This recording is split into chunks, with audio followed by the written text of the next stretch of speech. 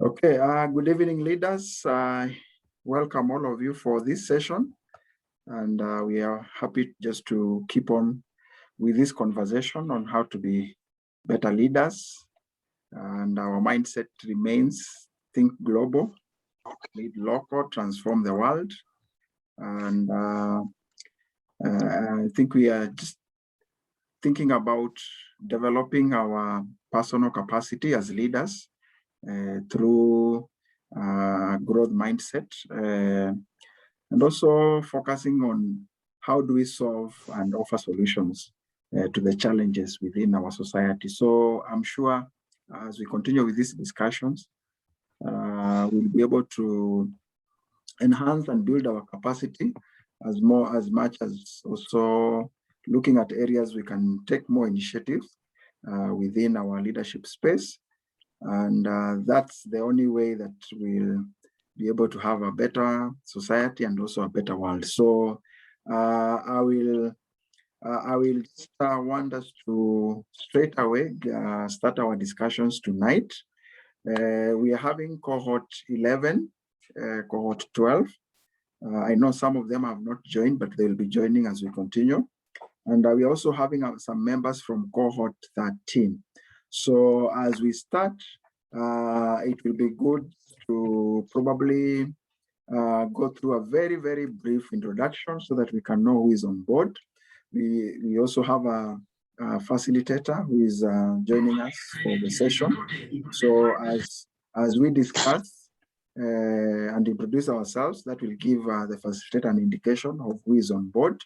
So I will open with a word of prayer, and then we'll be able to welcome all of us to make some brief introduction, maybe just your name and your profession. That will do for now. Then we'll continue with the discussions as we progress with the session tonight. So let's pray and just start. Our Heavenly Father, we are grateful for this opportunity, and we continue to pray and submit to you, Lord.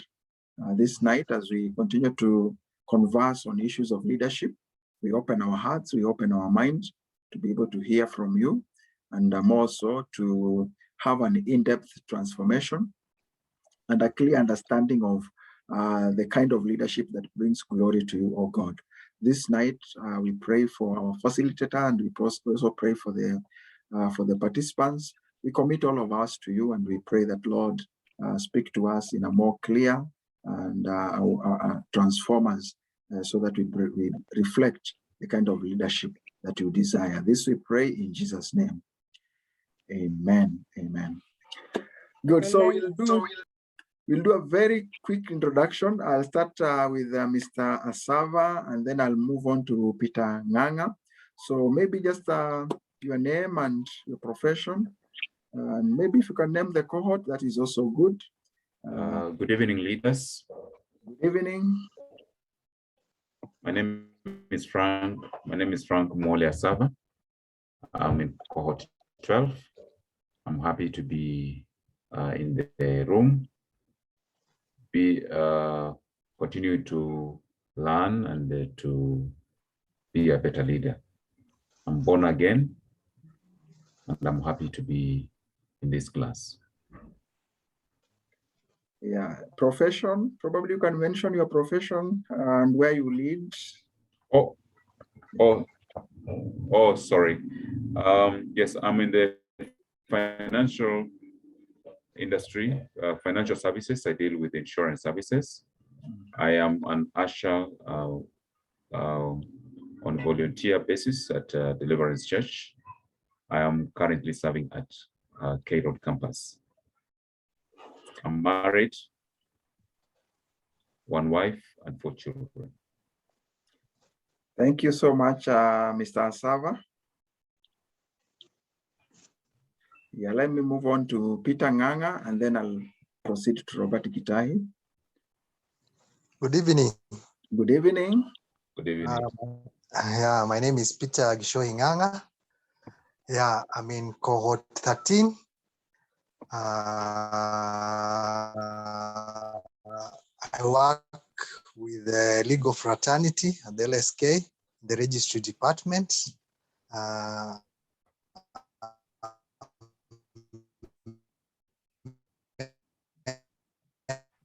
member of Deliverance Church, House of Ezekiel, the Sacred Ezekiel. I have 2 children, a boy and a girl. Yeah, that's it. Thank you so much, Peter Nganga.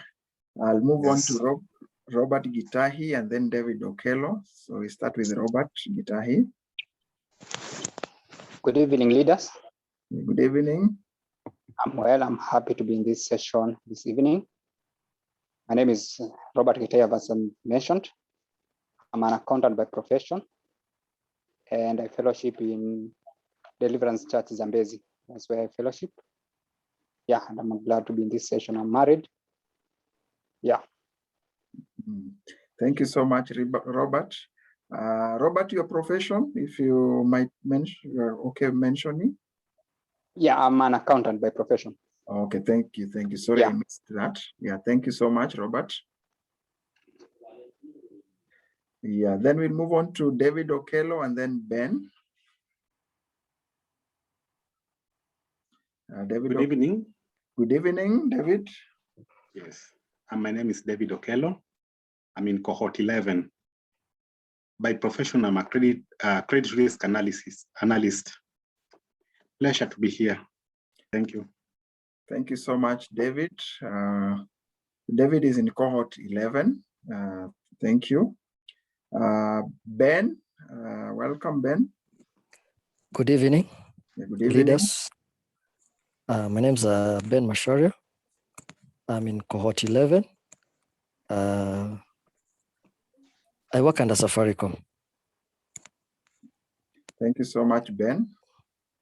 I'll skip our facilitator, Mr. Chege. I'll also skip Rebecca because of the echo. We are seated next to each other with Rebecca. So I'll move on to Sami Lubia. Good evening. Yeah, good evening. My name is Samuel Lubia, part of cohort 12.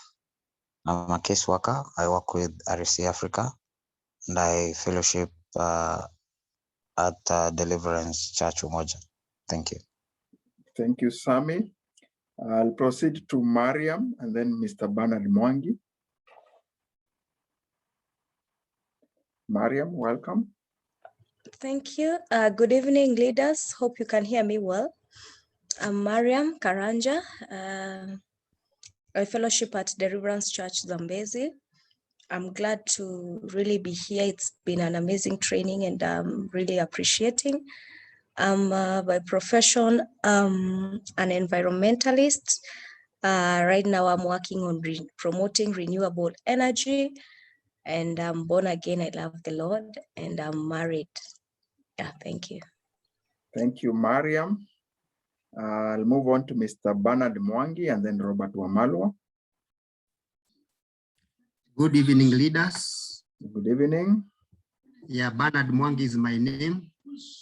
Cohort 7, alumni, planning to graduate on the 14th of August. I'm pleased to be a part of this session tonight. And I want to thank Mr. Kiarie for allowing me and encouraging me to join the groups every time there are classes. I fellowship at Our Lady of the Visitation Catholic Church, Jogoo Road, Makadara, married, 1 wife and 4 children and 3 grandchildren. Nice to meet you, leaders. Thank you. Thank you so much, Mr. Mwangi, always being there to support the new cohorts. We are grateful. Mr. Robert Wamalwa.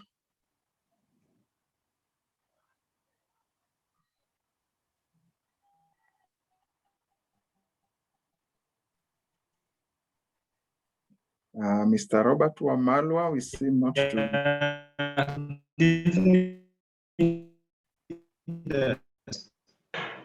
Yeah, good evening, Mr. Robert. Yeah, good evening, leader. Yeah, we seem to have a challenge from. Can you hear me? Yeah, we can hear you, although you are breaking, Mr. Robert.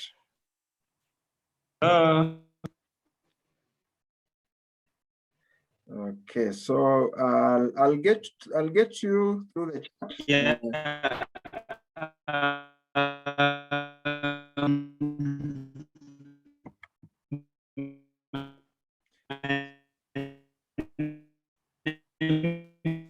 Maybe he can switch off the camera so that there is a bit of. Yeah, true. So, Mr. Robert, probably you can switch off your video. I'll get back to you. Just we'll attempt that once more. You can switch off your video, but for now, let me just move on to Pamela, and then I'll get back to you. Pamela Nandi. Hello. Hello, Pamela. Can you hear me well? We can hear you well, Pamela. Thank you. My name is Pamela Nandi. I am a teacher by profession. I'm a high school teacher of mathematics. I'm a mother of 3 grown children and a grandmother of 1. I've enjoyed this course. I'm in cohort 11. I've enjoyed this leadership course, and it is really improving my leadership skills even where I am, because I am a leader. I'm a principal of a high school in Kisumu County. Thank you and be blessed. Thank you so much, Pamela. It's a pleasure to have worked together through these sessions, and thank you for the opportunity. Eunice, I know you joined us as we were continuing with the introduction. So maybe if you are okay, you can just mention your name and your profession.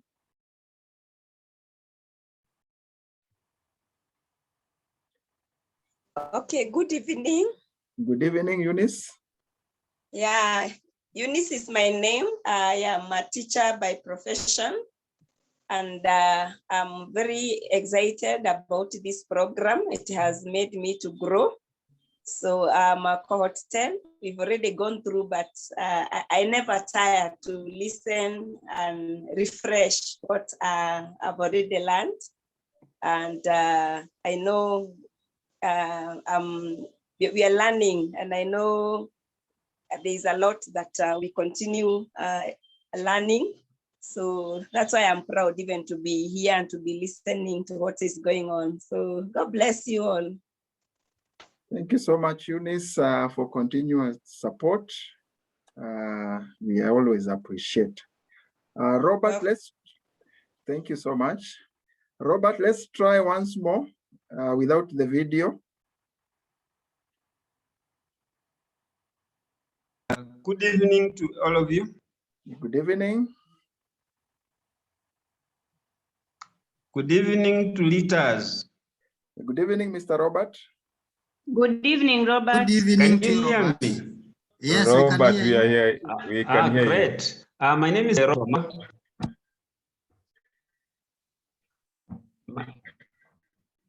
You can hear me?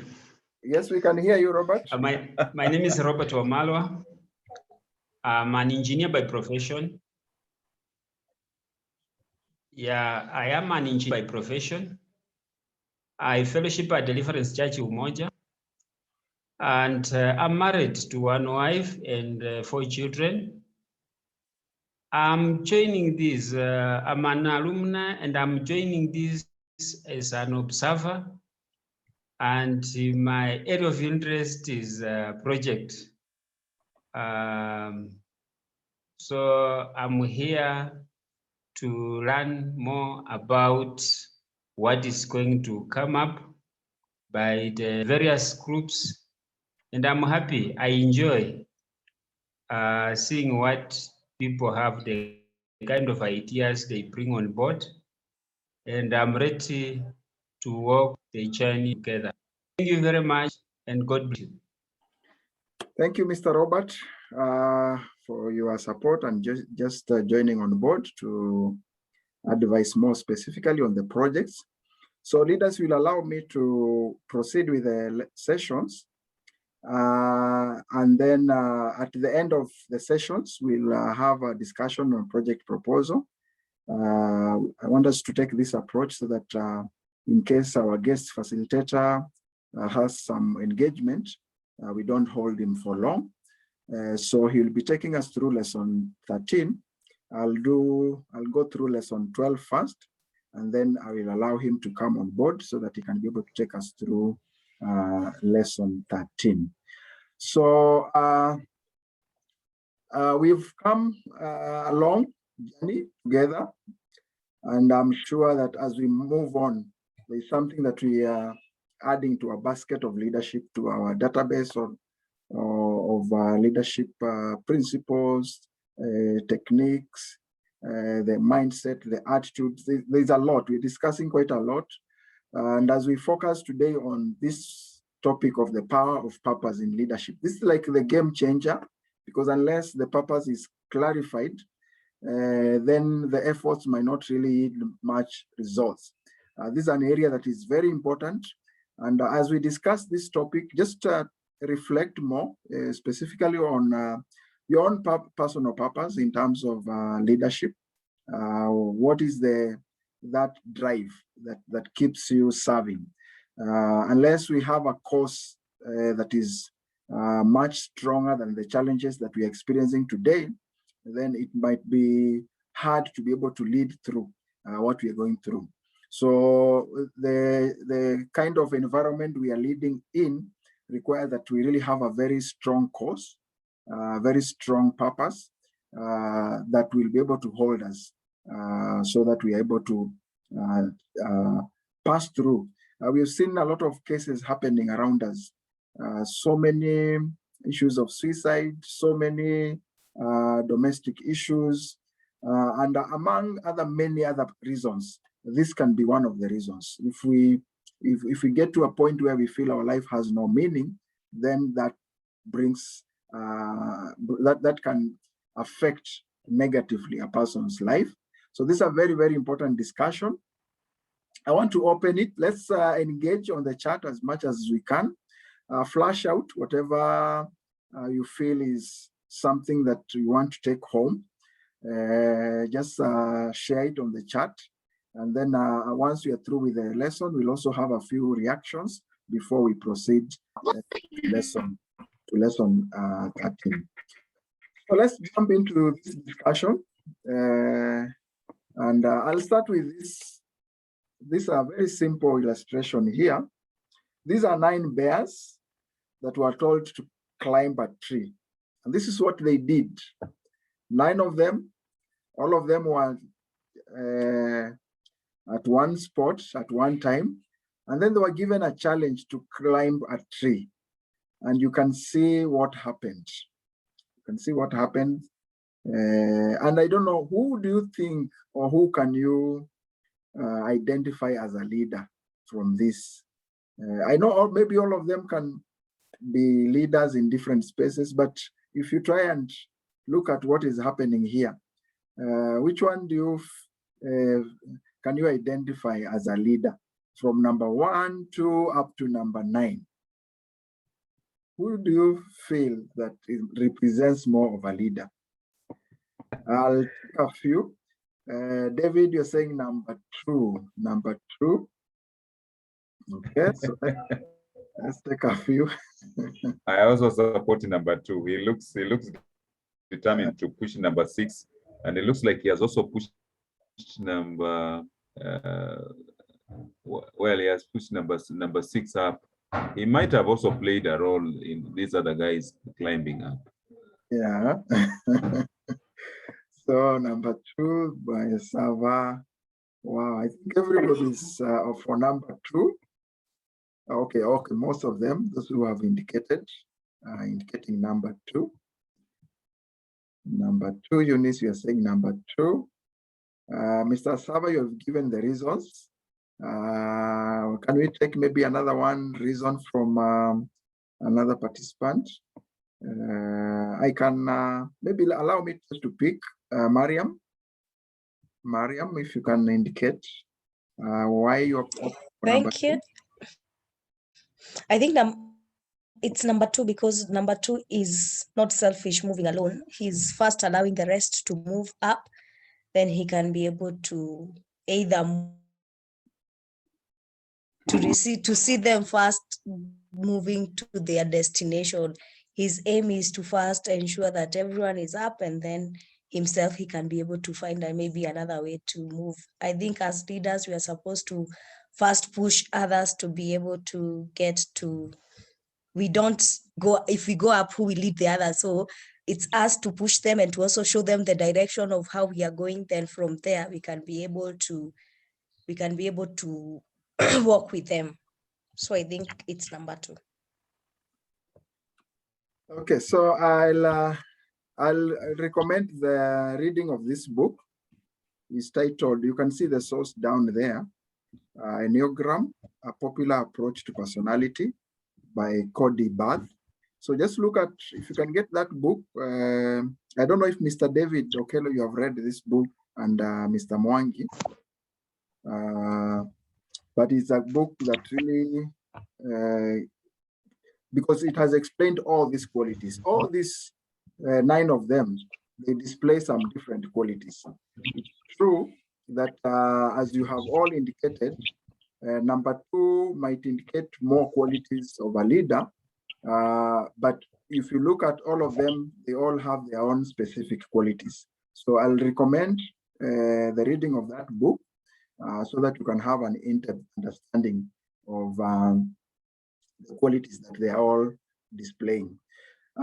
So I'll not take a lot on this. I'll just give you a challenge, just to look at it. Otherwise, from our discussions, we have looked at quite a number of aspects of leadership, but there are basically some fundamental components of a leader. So if I call myself as a leader, these are very important concepts that I need to clarify. One of them is the vision, what I'm seeing and where I'm leading my people towards, and that future that we are anticipating, and also the purpose, why are we taking the journey, and strategy, basically what is our plan, what is our game plan to be able to reach or attain or achieve the vision. So these are the fundamental components of every leader. And we will be focusing more on purpose today. So we are saying vision always gives the direction or the end results or the picture in mind. Where do we want to end? I've been referring to one case from the Bible when the children of Israel were moving from Egypt to Canaan, that projection of what they were seeing as their destination. So, and then purpose, why are we moving towards that direction? What is the cause and what is the reasons behind? And then the strategy will give us now the approach, will give us now the practical steps and the plan at hand that will be able to take us through to achieve the vision and also to be able to fulfill our purpose. So this is critical. Purpose really comes in very handy. And we've discussed Pareto rule. And I mentioned that Pareto rule applies in so many scenarios. And Tony Robbins, who is an author in US, he's written quite a lot on this subject. From his perspective, he says that success is 80% psychology and 20% mechanics.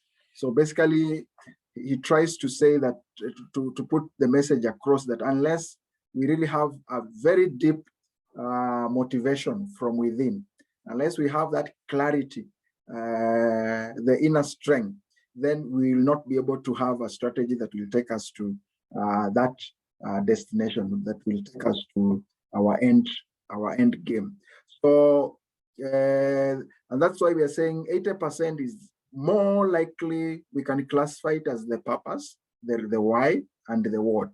The vision falls here within the 80%. So that clarity of the vision, the clarity of the purpose, which brings the issues of the bigger picture, the issues of the intrinsic motivation, that determines the quality of leadership, the commitment of the leaders, and also our perception of leadership.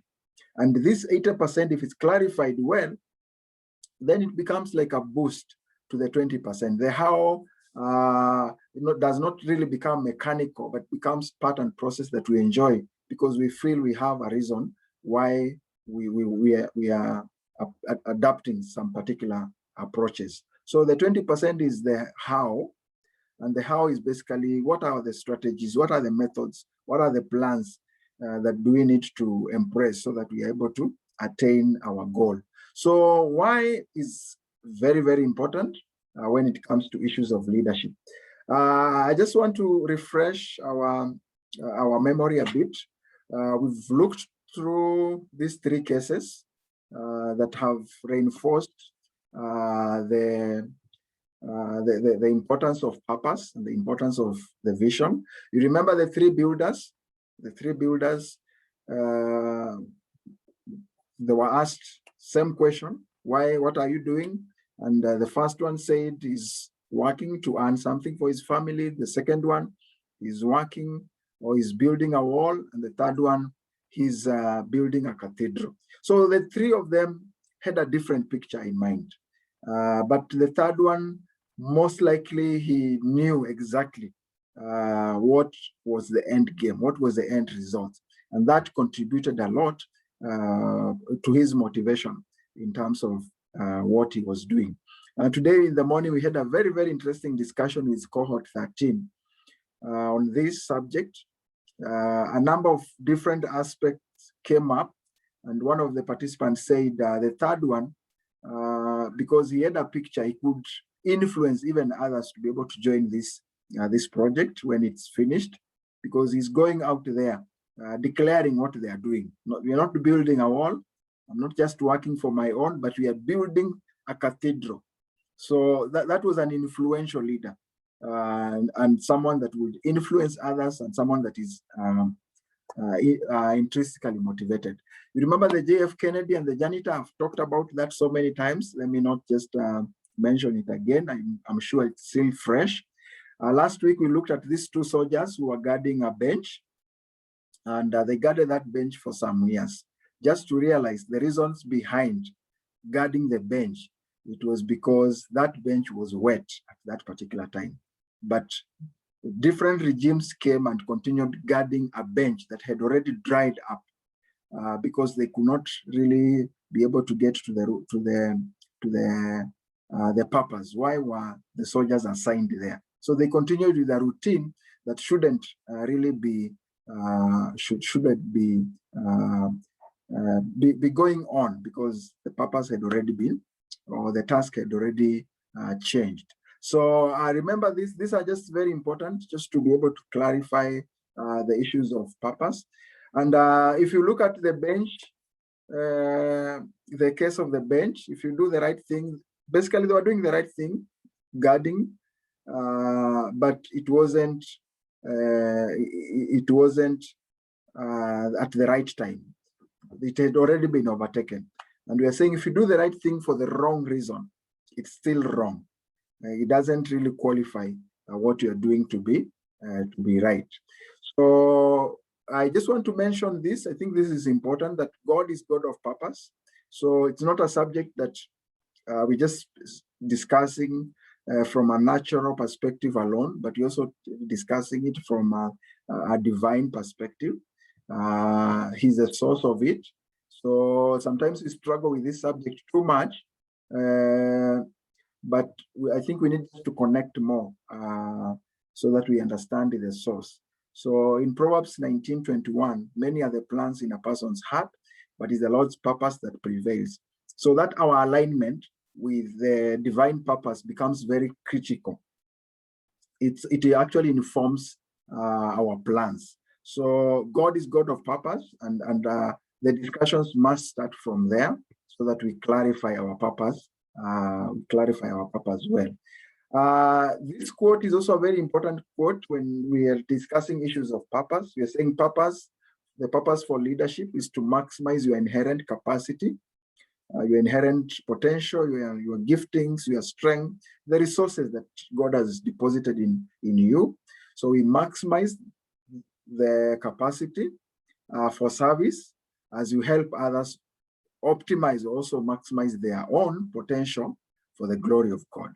So as a leader, that's why we're saying our key role is to reproduce more leaders, is to be able to reproduce more leaders. We'll be looking at next week on the issues of mentorship, which is very critical because my success is actually determined by my absence.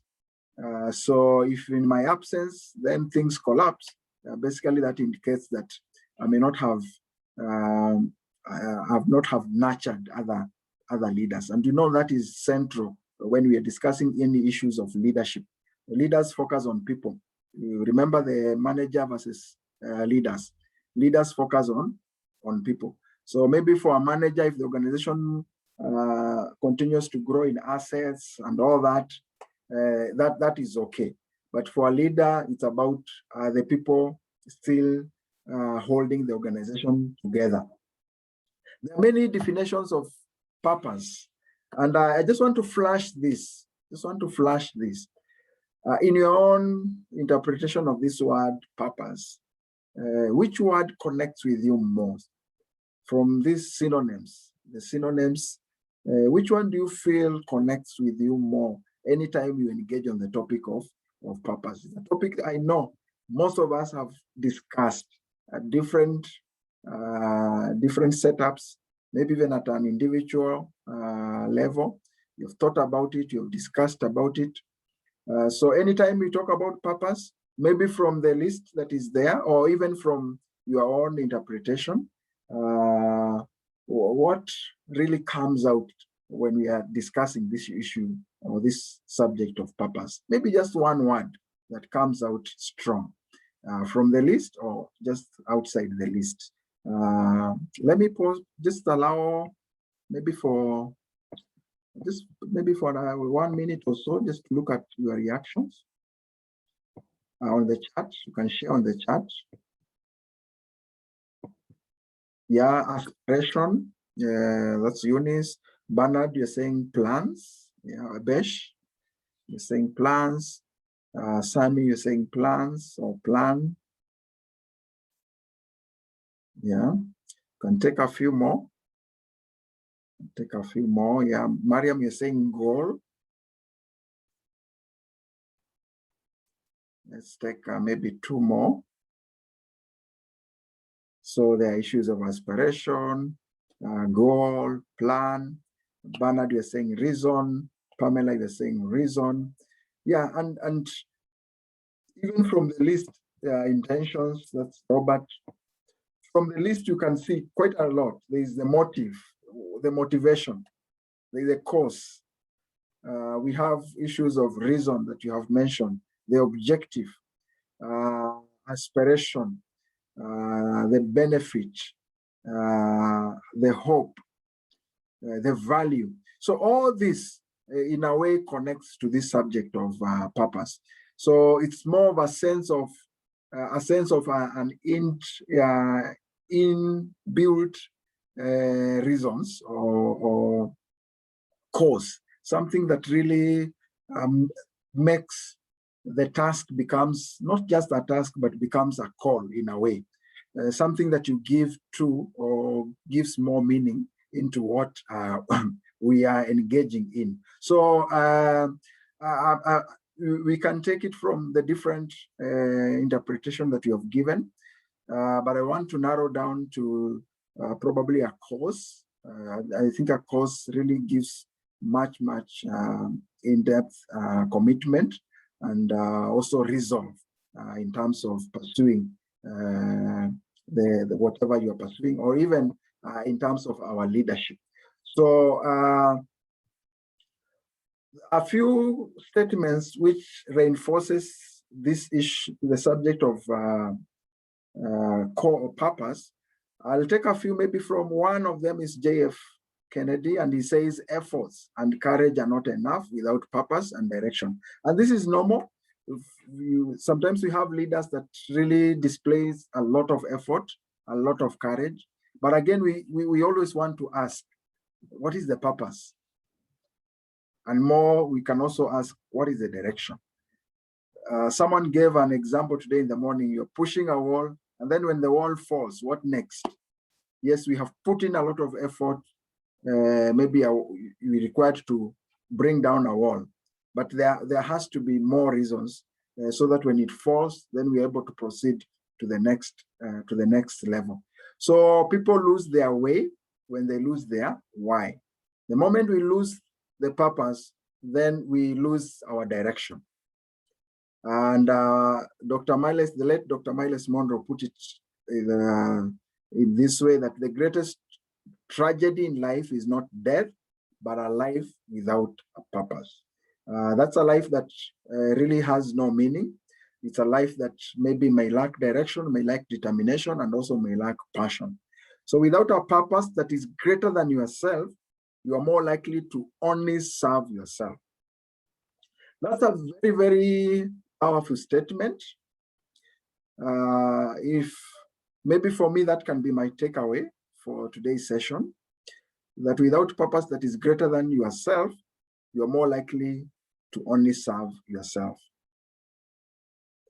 And this purpose transforms or translates this quote to a very, to look more outward, to look more in a more bigger space, so that we are able to bring more impact, not just to ourselves, but also without or in a bigger space. So remember that.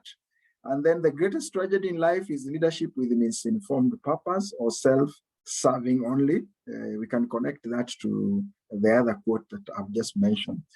So there are core aspects that all of us as leaders, we need to embrace, either at an organization level or at an individual level. I know this is not something new. Most of us, maybe in our organization, we know this, we are championing this, but it's good just to mention so that we reinforce these discussions.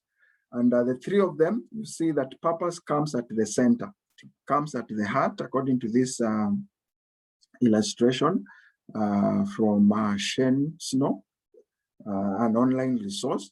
So purpose comes at the center. It's actually the drive. So if you may have a vision, you may have a strategy, but if we don't clarify the purpose, then that might hinder those other core aspects.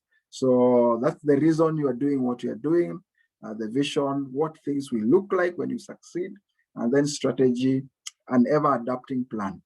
Strategy can shift, strategy can adapt depending on the circumstances and the situation around us. So, and purpose defines our why, and then vision defines our what we see and what we are working towards, and then strategy defines our way, defines our how. How are we going to get to the destination? So in the manual, we have some blank spaces, I think on page 8. If you can take your time just to look at that, we are saying that leadership is equals to why, what, and how. And the why is the purpose, the what is the vision, and the how is the strategy. And if we bring this close in terms of the percentages, we are saying the purpose and the vision forms probably 80% of our drive in leadership, and then 20% is our strategy. So that means the issues of purpose and vision are critical. I'm thinking in the next phase of this masterclass, we now try and look at the 20%, which is the strategy, because in this current masterclass, we're putting on a lot of emphasis on issues of purpose and vision. Yeah, so success is 80% psychology and 20% strategy. That's according to Tony Robbins. And we are saying, according to our leadership thinking as global leadership masterclass or members, that success can be 80% why and what, and 20% how, because why and what will be able to give momentum when we start engaging on the what. There's this author, Simon Sinek, is put it very well, maybe this could be my next takeaway for today. According to him, people do not buy what you do, they buy why you do it. I can put it this way, that people will not buy your vision until they buy why you want to achieve that vision, or why your vision is important to you and to them. Yeah, so, and this is why purpose from the three aspects comes at the core, because that is what makes people to buy in. That is what makes leaders to be able to get the support of the people that you are leading. So clarifying that becomes very, very core. And maybe you can just just be reflecting on this in terms of our leadership space, in terms of our maybe at the organization level. How often do we discuss this issue of purpose? How well do we take time just to reflect as leaders and pause and ask our members, by the way, why are we in this game? Why are we in this organization? I know it's an issue of concern. Personally, from even where I work, I know it's an issue that is not frequently discussed. But as we engage in this kind of discussion and reactivate the thinking behind the power of purpose in leadership, then we can activate these discussions wherever we are. So Simon Sinek says it's not just what or how you do things that matter, but what matters more is also the what and how you do things, which should be consistent with your why. And he's put it quite well in the next slides that I will look at. But there are a few principles of purpose that I just want to highlight briefly. That purpose forms the central motivating goal of life. When we lack this, when this is not clarified, then even doing some simple routine tasks becomes a mountain, because that drive is not there. And then purpose is very key when we are discussing issues of leadership. It's the motivating, it's the central motivating arm of leadership. Number 3, we are saying purpose is inherent, and then purpose precedes creation, precedes actions. It's unique for every person, and then is fulfilled uniquely for every purpose, or for every person, or for every creation, and then it's manifested in what we possess. It's manifested, it's synchronized. So my purpose is in sync with the resources that have been given so that I can fulfill that particular purpose. What is the role of purpose in leadership? One, we are saying purpose guides decisions and priorities. So if our purpose is right, then our decisions will be aligned, and also our priorities. If we miss out on that, then it means also our decisions and priorities will be impacted. And also it influences behavior, motive, values, and our principles. So if our purpose is clear, is divinely guided, then that means our values, our principles will also be aligned with divine guidance. Purpose also shapes plans, goals, and objectives. It offers a sense of direction, creates meaning and significance, informs intentions, the cause. It also ignites sense of resolve or determination. So more clarified purpose, a divinely connected purpose. And divinely connected purpose here, I mean, it has to be for the well-being of the humanity, and also in service towards God. So that kind of clarity in our purpose brings in an in-depth resolve or determination, firmness, steadfastness, and also the motivation and dedication. So that's very important. What are some of the effects of lack of leadership lack of purpose in leadership? This is also very important. And as I said from the beginning, that leaders lose their way when they lose their why. Think about our surrounding, think about our leadership spaces, wherever we are, and you can see some of these effects manifested. So when leaders lose their why, or they lose their way when they lose their why. 2, we are saying leaders lose their big picture when they lose their why. They also lose their passion, conviction, character, values, and integrity, and even love. Leaders lose their love when they lose their why. And they also lose their compassion, motivation, and even vision. And more importantly, legacy and positive influence. These are affected when we lose that aspect of a divinely guided purpose.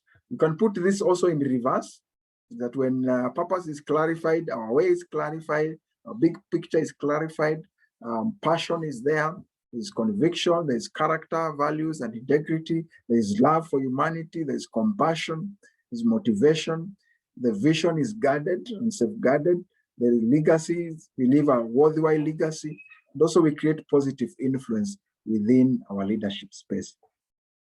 So as we conclude this discussion, we look at qualities of purpose-driven leader. And one, we are saying purpose-driven leaders are driven by a purpose that aims at improving and benefiting humanity. So this is more of our principles as Global Leadership Network, that this is really what informs our thinking behind the purpose of our leadership. So it's to improve humanity and benefit humanity, inspire hope, and lead towards a better future. So wherever I am, I think this is something that I need to reflect, inspiring hope, and also leads towards a better future. And then also the issues of a greater sense of purpose that goes beyond just private ambitions or personal plans or personal ambitions. We look at the contribution beyond the self.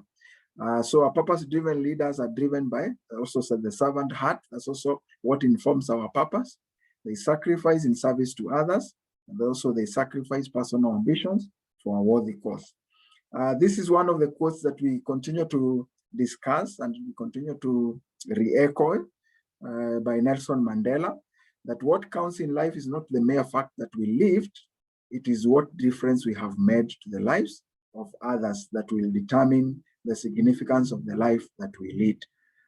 Some of us here are accountants, some of us are teachers, some of us are serving on different areas.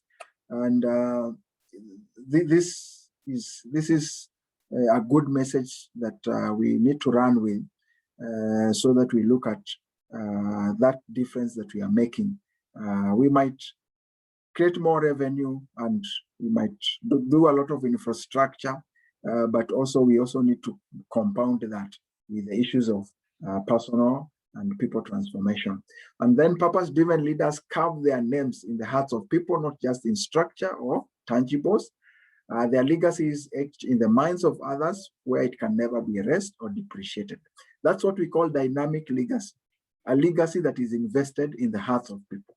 So our thinking as Global Leadership Network, that our purpose should focus on how do we carve our names in the hearts of people. Basically, we are saying, how do we touch lives? How do we touch lives? How do we transform lives? Number 6, purpose-driven leaders lead out of conviction and dedication, and they are also intrinsically motivated. They understand that the legacy they leave is the life they live now. And more importantly, number 10, purpose-driven leaders appreciate that mentorship and succession is the path to true legacy. So these are some of the qualities. There can be more, we can discuss more, but just to highlight a few, this is what helps us to remain focused, and it also informs our thinking behind why we are offering the leadership. So finally, the golden circle of leadership model, why people follow a leader, and this is also based on Simon Sinek. Effective leadership should start with why, and I think we are just refocusing, re-emphasizing the 3 components. And this is also what Simon Sinek talks about, that every effective leader should start with the why. Yeah, why is the principle behind every successful leader. So if you look at what every organization, according to him, on the planet knows what they do. That's maybe the products, the services, the processes they're engaging in. The how, some of the organizations also understand the how they do things. And then very few understand the why. And he's saying why is not about making money, but that is a result. Why is a cause, is a purpose, is a belief. It's very intrinsic. is something that gives the results of those other aspects that we see, like profit and the rest.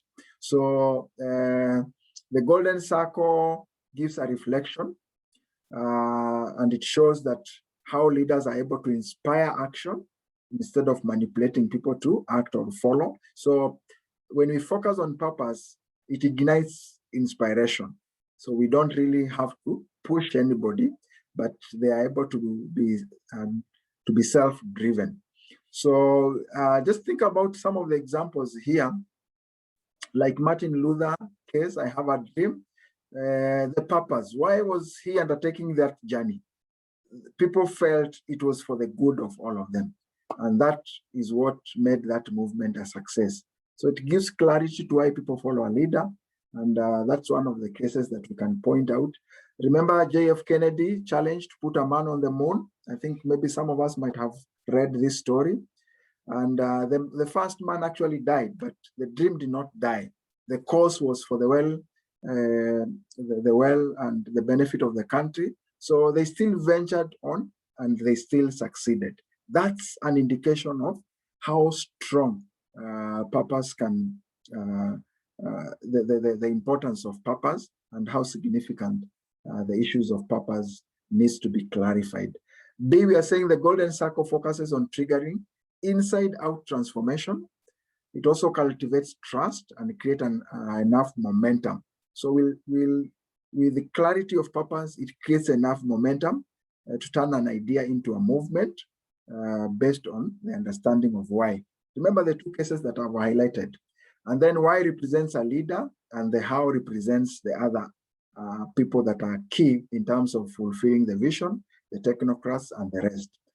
So finally, we are saying why is the cause, as we have mentioned, and then the what is the results, more of the vision or the impact, and then the why.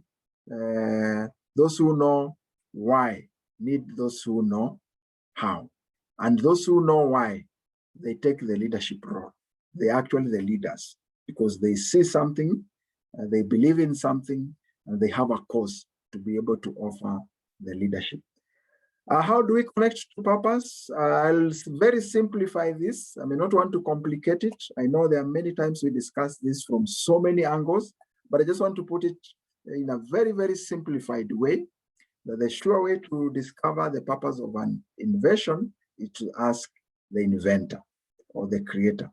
And if you can reflect on Jeremiah 29:11, where the Bible talks about that I have a plan. Yeah, so God has not left us in the dark to wonder and guess. He's the creator, and purpose precedes creation, as we said. So this is something that has been clarified. As those of us who have interacted with the Bible, if you read Jeremiah 1, when God was commissioning Jeremiah, he actually pointed out clear, before you are born, something had already been set out. So that is why we are saying it. We really have to connect from the source for us to be able to clarify. So we connect to our identity and purpose through God, and then our purpose fits into a larger cosmic purpose. Actually, our purpose must fit into God's grand plan. Yeah, it must fit into God's grand plan, and that makes us now be able to stand out and be aligned, even to get divine support in terms of fulfilling the purpose, the vision, through the strategy that we have been able to identify or design.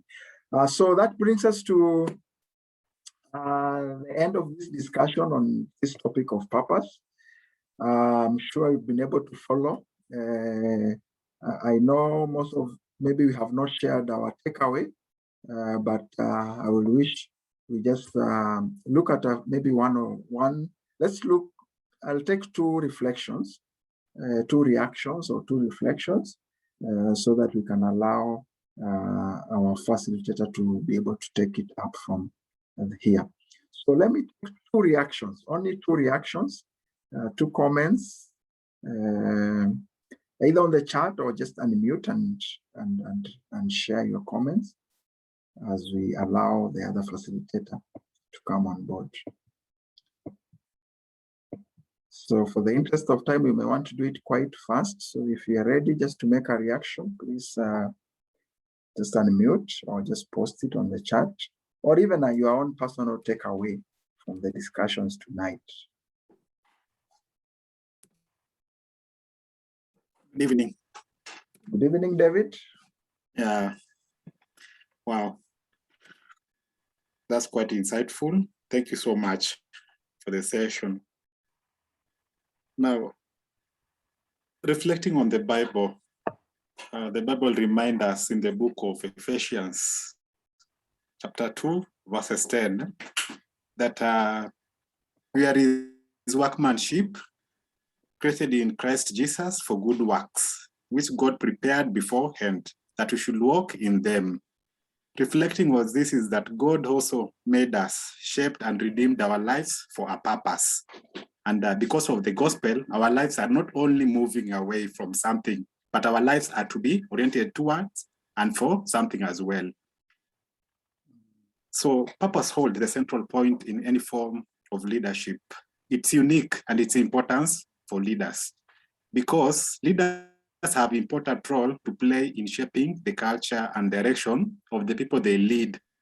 Understanding purpose at both the personal and organizational levels is vital for leaders and followers alike. So that's what my reaction for tonight. Thank you so much. Thank you so much, David. Just reinforcing the discussions. We appreciate that.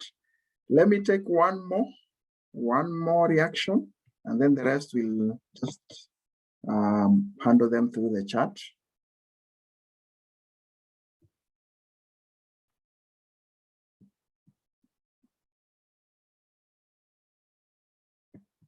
One more reaction. I know this is a topic that maybe all of us would have reacted, but because of time, just sample a few.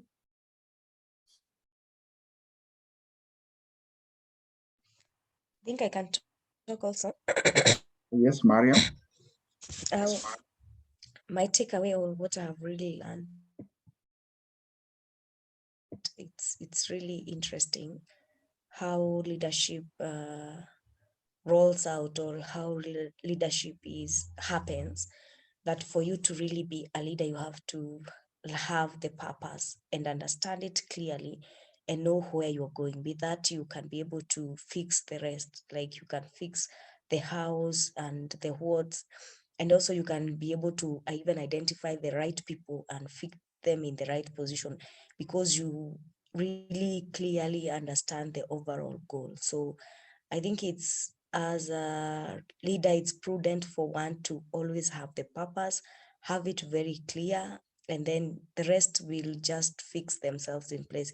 But if you don't have the purpose, you will be bored, you will lack passion, you don't know what exactly you want, and it will become very difficult for you to be able to do anything or to move forward. You will always be feeling stagnating, not fulfilled, not really getting much. But if you have the purpose, despite the hitches that may come or the challenges, you still have the energy to move forward, because you know the ultimate goal is to be able to achieve what you have purposed for. I think that's my takeaway for today. Thank you.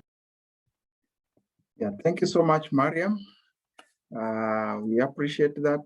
And yeah, so that we don't wander in the wilderness, we need to make sure that we remain focused on the purpose.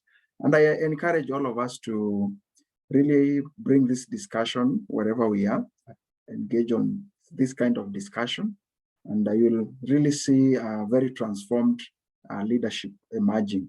There's someone who shared a very interesting scenario after the coursework. He just transformed the organization through these discussions. The revenues increased, the passion, the commitment for the employee increased, because they now had a bigger picture, a bigger reason of being in that organization, just more than their own private ambition or their own private reasons of working for that organization. So let's take up these discussions and engage wherever we are, so that we can be able to pass this information to our leaders down there. Thank you so much. I just want us to switch gear. I bring on board our facilitator for cohort for lesson 13. He's Pastor Chege Kamau. I've known Pastor Chege Kamau for some years. He's from cohort 4. And we have worked with him at the Ministry of East African Community, where he's still serving as a director in one of the directorates. So just be interesting just to listen through this discussion on the power of character. And as we appreciate, also let's continue giving in our reaction through the chat.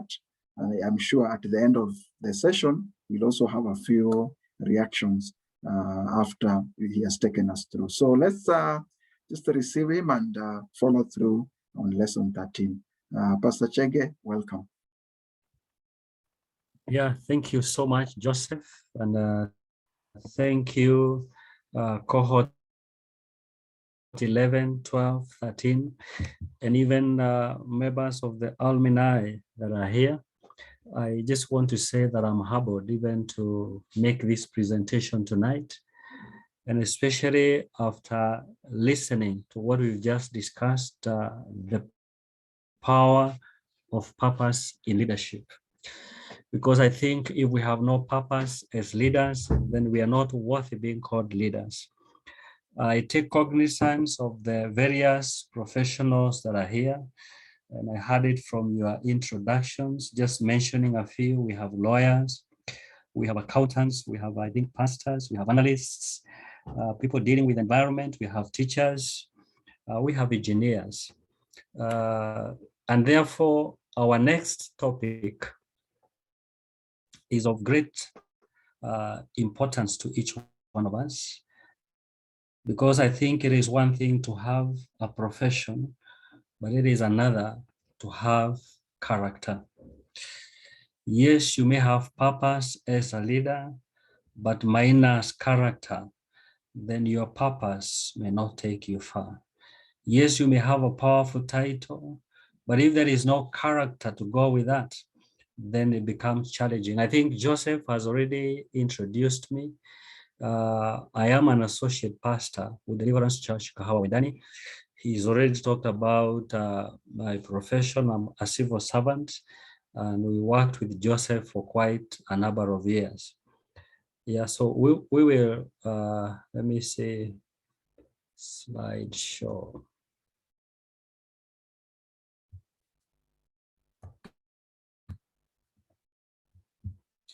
So I hope we can all see the screen. Just like he said, I think our aim is to think global, lead local, and transform the world. We are in level 3, and I like reminding the teams that in level 3, you're dealing with core leadership competencies, the power of purpose that we've just talked about, and then the power of character. And perhaps to begin our lesson tonight, let us look at what you can see on your screen. And very briefly, if we could have about 3 reactions, what does this portray? Some call it a picture, others call it a statue. It doesn't matter what it is, but just looking at it, if we could have 3 reactions from the interest of time, you could just unmute and tell us what it communicates to you, especially in relationship to our discussion tonight. Over to you, cohort 11, 12, and 13.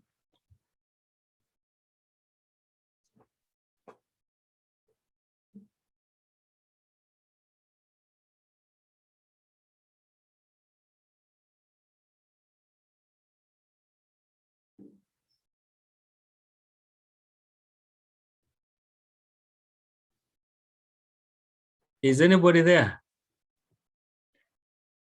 Yeah, Pastor, we have some reaction on the chat. Oh, okay, kindly let me.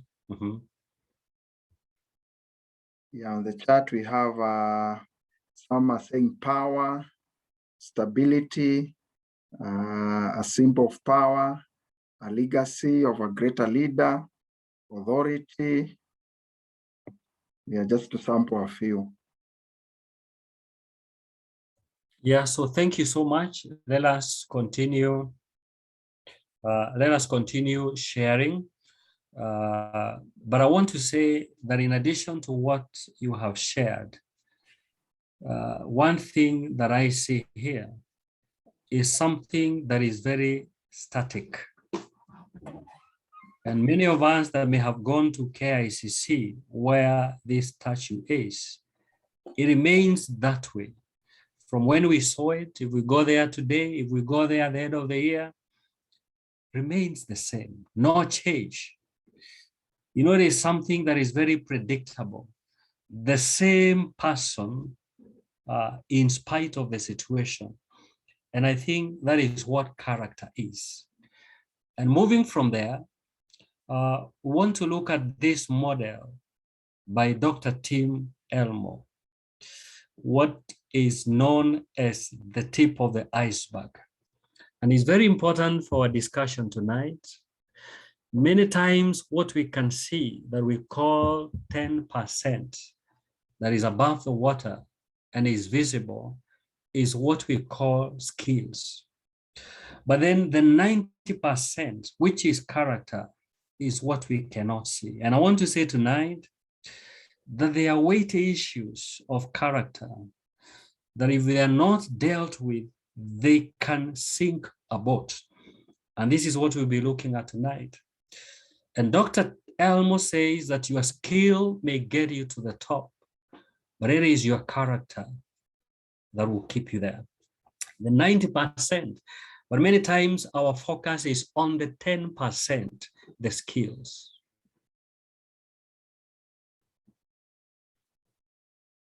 And Dr. Elmo continues to say that your character as a leader has a great impact on your image as a leader. And therefore, besides acquiring skills in leadership, knowledge, traits, and characteristics to become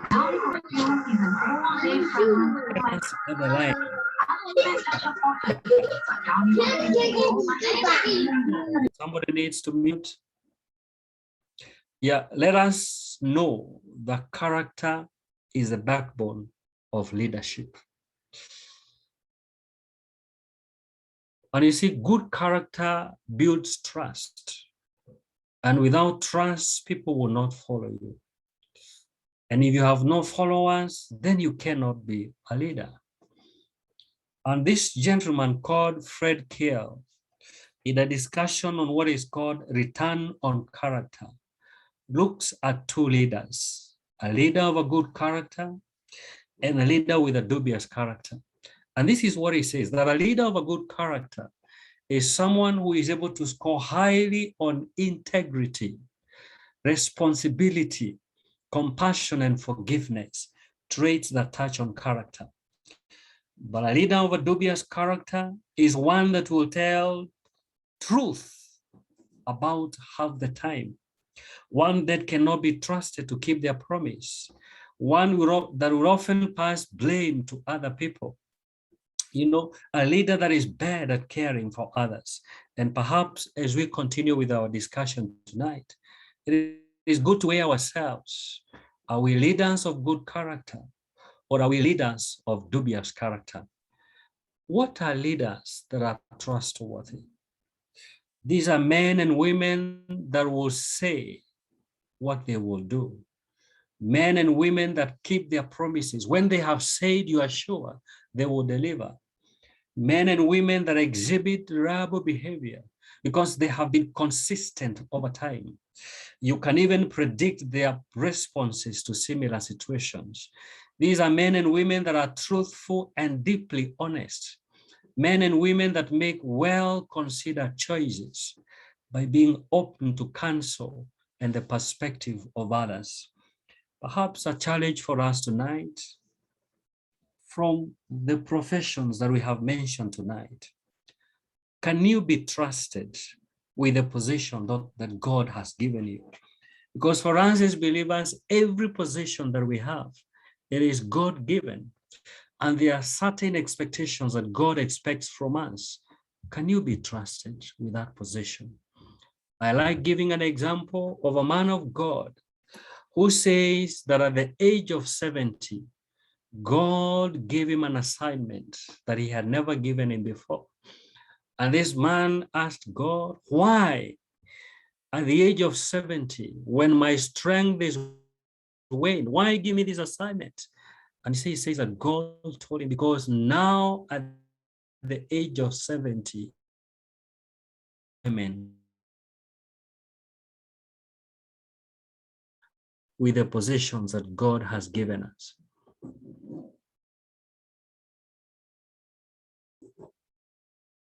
It is the firm foundation upon which we must build to win our respect. No building that is worthy its name can be put up on a weak foundation. And therefore, no lasting reputation worthy of respect can be built on a weak character, says R.C. Samsel. And John Molly says that no man can climb out beyond the limitations of his own character. That the height that we are set as leaders, it is determined by our own character.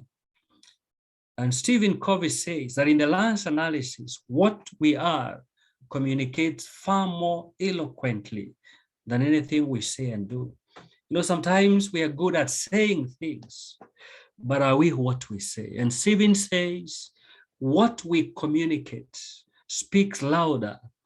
Now, I mean, what we are, and that is character, speaks louder than anything else that we say or we do. And John Luther says that good character is to be praised than outstanding talent. You know, for us, most of us tonight, talents come to us as a gift, but good character is not given to us. It takes effort. We have to build it piece by piece, by thought, choice, courage, and determination. Are we ready for that? Character is built. It takes effort. It's work. And Alan Bennett says, the respect the leadership must have requires that our ethics as leaders must be without question. A leader not only stays above the line between right and wrong, but he stays well clear of what we call gray areas. A man or a woman that is predictable. And Proverbs 22 and verse 1 says that a good reputation is more desirable than great wealth, and favorable acceptance more than silver and gold. It is character that gives us reputation. What is this animal, therefore, that we are calling character? And character is the inner strength. It is something from within us to be truthful, honorably. It is being consistent in our words and our actions. A leader of character, therefore, is fixed and predicts, like we alluded to as we spoke about the statue of the first president of this nation. A leader of character is unchanging in values and principles. Perhaps one thing we need to ask ourselves as leaders, is our leadership anchored in any values and principles, or are we just leaders by name? Character is commitment to a set of values, standards, and principles without compromise or wavering. It is these principles and values that we hold dear to that protects a leader. Your philosophy informs your belief system. System produces values. These values in turn produce morals. The morals inform ethics, and it is the ethics that produce character, and character becomes a lifestyle. So it is not just a philosophy, it is something that is continuous until character becomes a lifestyle. There is something matter.com. And the writer says there are things that we need to watch as leaders, that we must watch. I don't know where this will-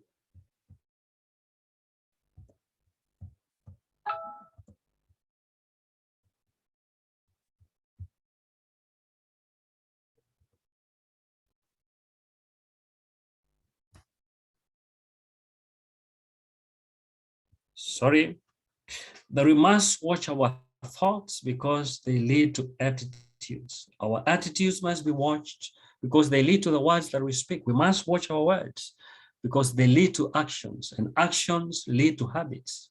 We must watch our habits because they inform our character, and we must watch our character because it determines our destiny. How many destinies have been ruined of men and women that were destined to be great leaders, but because they did not watch their character, their destiny was ruined. Looking at leadership character, it consists of one, self-discipline. And what is self-discipline? It is the ability to be consistent and to do what is right and just, regardless of emotions, popular opinion, or feelings. Leaders that are self-disciplined are not tossed about by every wind of situations or circumstances that come our way. We are consistent. Comprises core values that we have talked about, principles that we live by, that enable us to take a moral stand. That we need sense of identity. And this is a realistic self-image that is based on your gift mix, strengths, and personality. That in leadership, we cannot fake it. We must not be vague. We must know who we are. And that is what propels us in leadership. Security. That we must be emotionally stable and consistent. This is a capital in leadership. Emotional security. Call it emotional intelligence, but a capital for leaders. Why, therefore, is character so important to leaders? Because character and integrity are the most valuable assets of a leader. In our midst, we have accountants. Accountants are very good at talking about assets and liabilities. Therefore, in our balance sheet, character and integrity fall on the side of assets. They're not just assets, but the most valuable. It shows commitment and proves ability. It is character that shows who a leader truly or you do. Character is everything. As we continue, it is character that shapes the life of a leader. Because without character, like I said at the beginning, the 10% that is made up of skills goes to waste. It is character that strengthens our inner life as leaders. Character ensures our private victory above public victory. It is character that will protect our vision and our legacy, and additionally reinforce our impact as leaders. As we continue,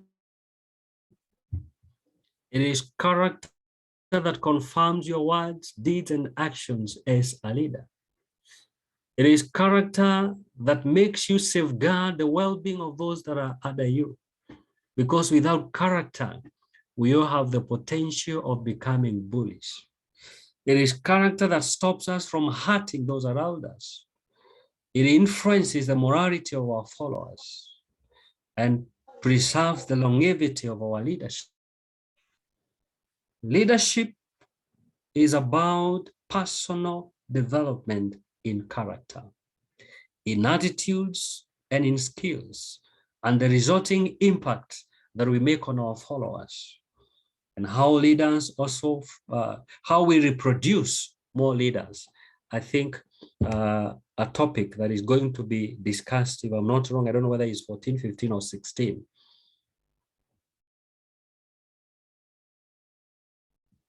Let us look at leadership principles on character. And we begin by saying that character is the foundation of true success in leadership. If you want to succeed as leaders, then character is critical.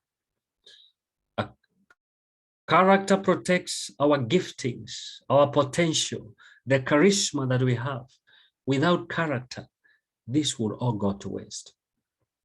It is character that qualifies our consistency. It is character that gives way to our communication, our words, our actions, and our deeds. It is character that attracts trust and loyalty from the people that we lead. Character self-imposes discipline and conviction. It integrates words, deeds, and action. And character reinforces strategy. Character, I want us to know tonight, is tested in privacy.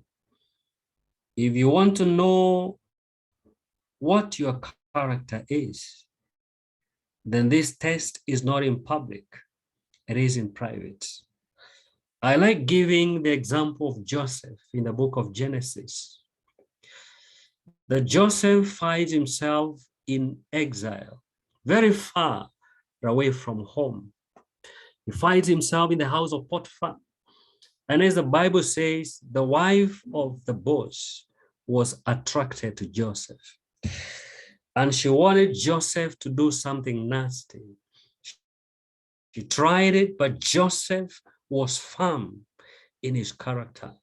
But Joseph did not say, like many people would say, this is too far away. Is far away. My colleagues are very far away. But Joseph stood the test and declared that I cannot do such a thing and sin against my God. Consistency. Character that was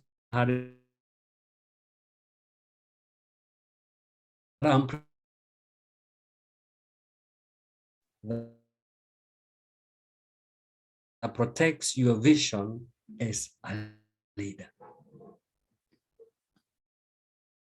I want to pause here because we're almost coming to a close and invite you for another session where we could give our reactions to this question. We are leaders tonight. How can we build a strong character? Again, in the interest of time, let's get a few of us just saying. You could either unmute or we could even have it in the chat, and Joseph will be able to share with us. How do we build a strong character?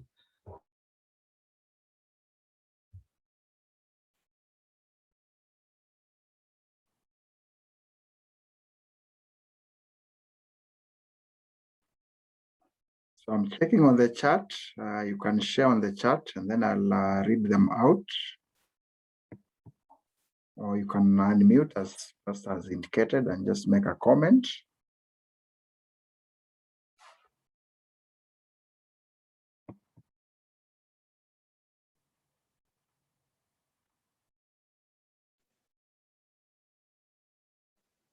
Okay, my take is accountability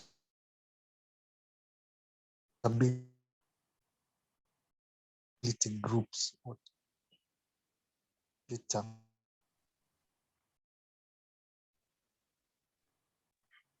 Yeah, so Peter has indicated having accountability groups or support group.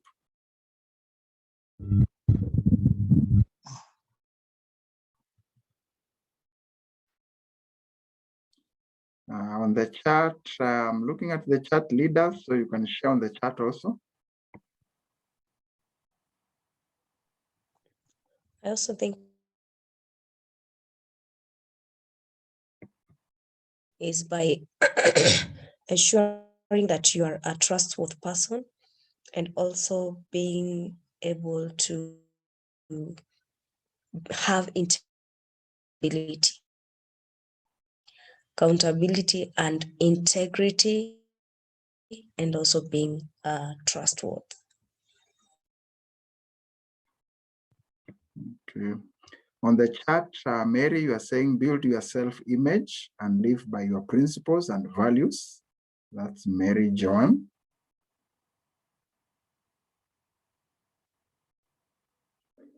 David Okello, be humble.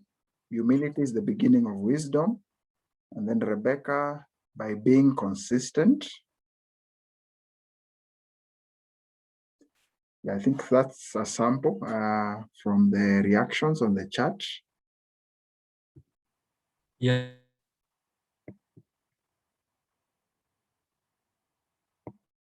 In addition to what we have said,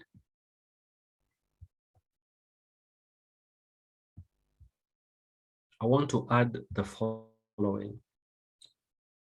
That if we want to be leaders of strong character, we must be authentic. Remember, we said we cannot afford to be fake as leaders. Leadership is expensive. Character is expensive. Remember what we said. It is not like talents. It takes effort, and therefore we must do a CBA, cost benefit analysis. Because if we want to excel as leaders, then we must be committed to the cause of character. Like most of you have said, we must commit to values and principles. It's very important that as leaders, we must have standards, we must have values and principles that anchor our leadership. We need honesty and courage, and we must be intentional in our growth. As leaders, we must embrace continuous growth.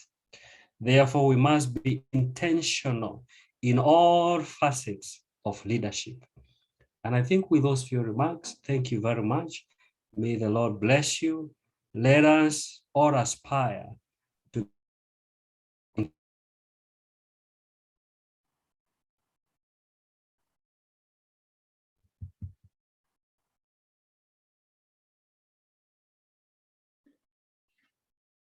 Okay, let's appreciate Pastor Chege. Thank you so much, Pastor Chege, for that wonderful discussion. Comments are still coming on board. Frank, you're saying do a self-evaluation, who you are and what you want to be. Robert, you're saying ensure that there is no separation between public life and private life. Yeah, and I'm sure there is more reactions on this discussion. So we really appreciate. Is there any specific comment or clarification that we may want to get from Pastor Chege? Yeah, I can see the compliments are still coming. Pamela, you are saying that's a wonderful presentation. Thank you so much, Pamela. Yeah, so we appreciate Pastor Chege. Thank you for taking your time just to join us and share your reflection on this topic. Mariam is saying it was a great session, and as participants, we do appreciate your presence and once again receive our heartfelt gratitude and appreciation. I know we'll continue interacting with you more as we continue. So we appreciate, and I just want to pause there. Leaders, I just want you to allow me just to maybe spend at 5 minutes only. I know we have spent some good time on the discussions in the class, just to get your reaction, because we really need to, we are getting to the tail end. We are not that far to the conclusion. So we need to really engage on this discussion of a project proposal. I've been able to receive a few comments from the groups. So this kind of a discussion will help us, even those who have not really embarked in intensive discussion, just to get a feel of what is happening, because we'll be learning from each other as team members. So we can spend just maybe a maximum of 8 minutes just to look at this. And I'll go through the cohorts. So if you have shared something, you can just recap what you have shared. If you haven't shared, you can just also mention what you have in mind. Basically, mention your topic if it's ready. Also mention specifically what problem or what gap are you addressing, and then maybe what are the objectives that you already have. So this is very preliminary discussion. It doesn't have to be very intense. It can just be more of a highlight, and we'll be able to get a few reactions, 1 or 2, so that we are able to help you focus forward. So I'll start with cohort 11. Cohort 11, we have team 1, and team 1, we have Pamela. Pamela is on board. We also have Justus. I think Justus is not on board today. And we also have Robert. So probably Pamela and Robert, if you can mention your progress in terms of the project title, the problem that you're addressing, and the objectives, that will be good at this stage. Just a high level presentation of what you have or discussion. So you take it up, Pamela or Robert.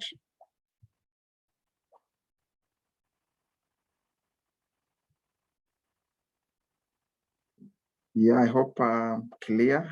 Robert and Pamela, you can hear me well?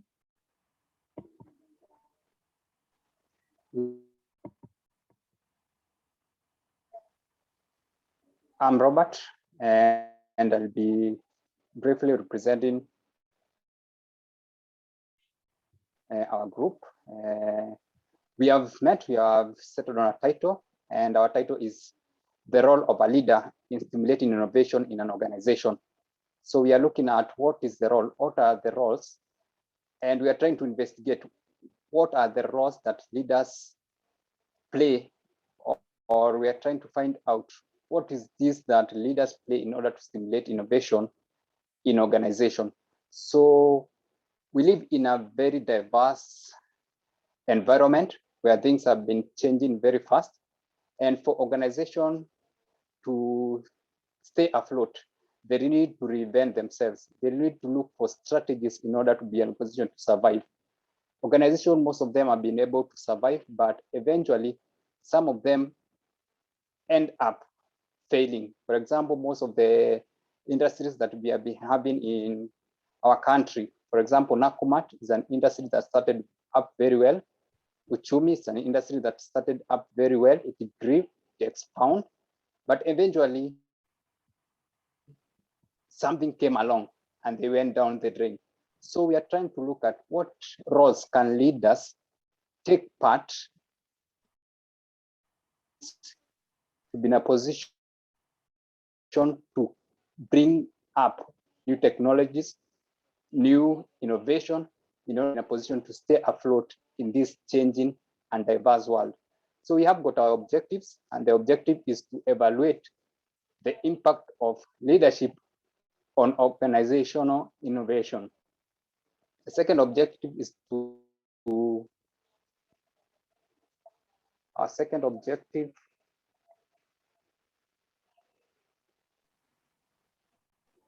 was, okay, the first objective is to investigate the impact of leadership on to investigate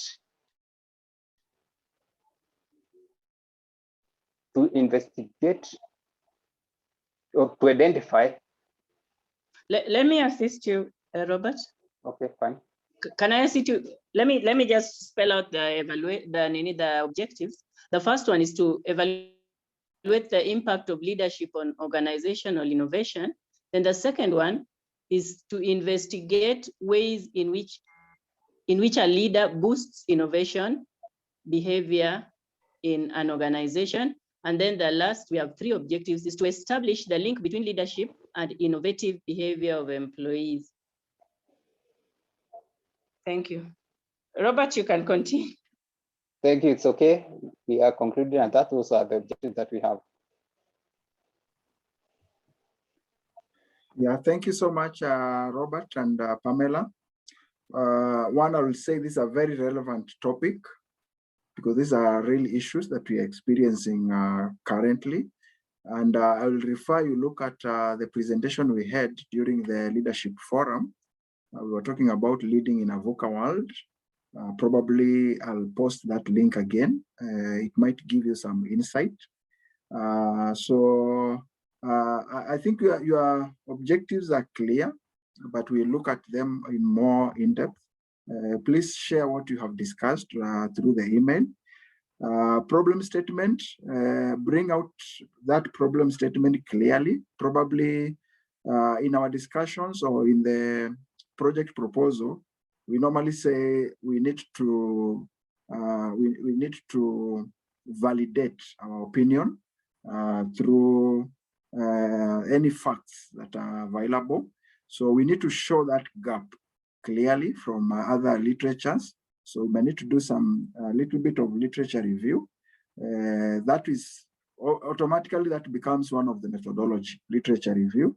So you need to do some literature review so that you can, if there are figures that shows, if there are statistics that shows this gap I think the issue is about innovation, innovative leadership. If I got you clear, stimulating leadership innovation. The roles of a leader in stimulating leadership innovation. Is that the topic? Did I capture it correctly? Yes, you did. Okay. So you have it correct.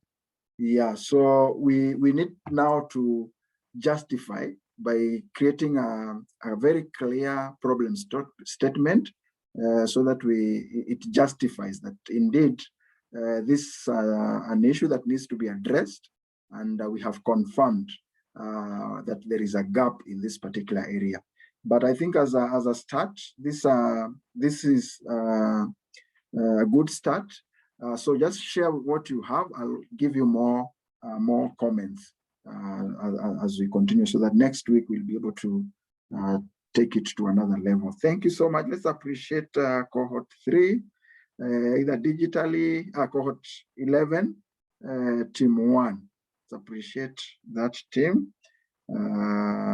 As we move on to team 2, we have Mariam, we have David Okello, and we have Ben.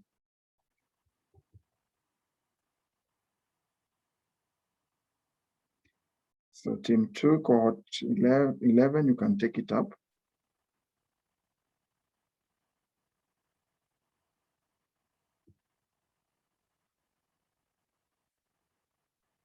Team 2, cohort 11, whoever is representing the team, you can unmute and proceed.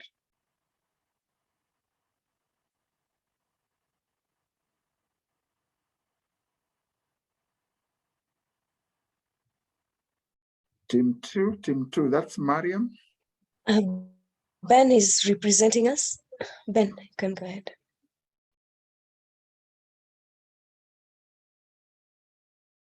Okay, Ben, are you there? Can you hear me well, Ben?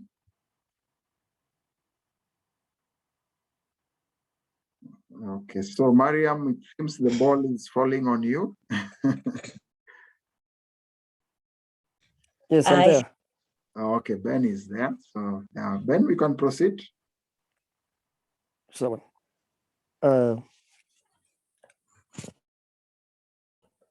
in our project, we are looking on one of the issues, because as you all know that times and seasons have really changed.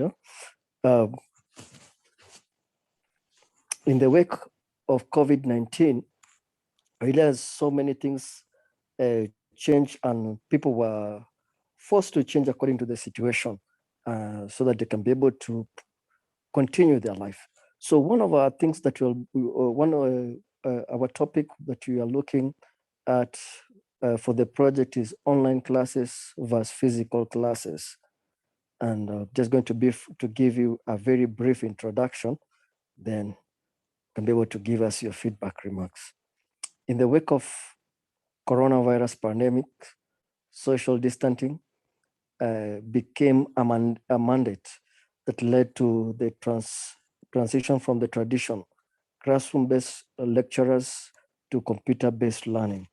This paper extensively deal with the ranking of the challenges faced by instructors and students, primary data, and the student instructors is collected through all questionnaires to assign the ranking of challenges technique in order to prevent the similarity in idea in solution.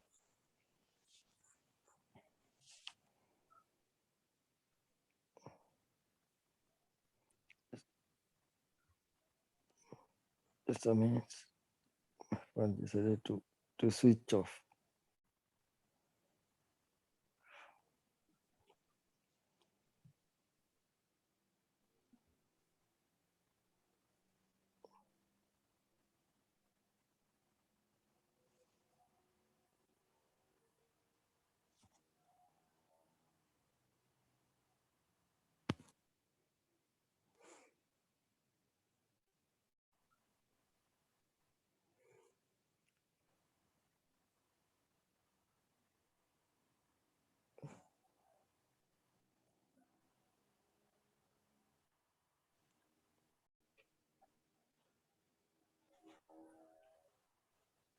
So as Ben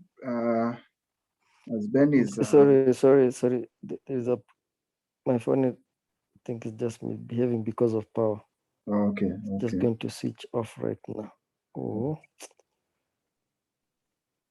Mariam, please just take over because my phone is just switching off right now.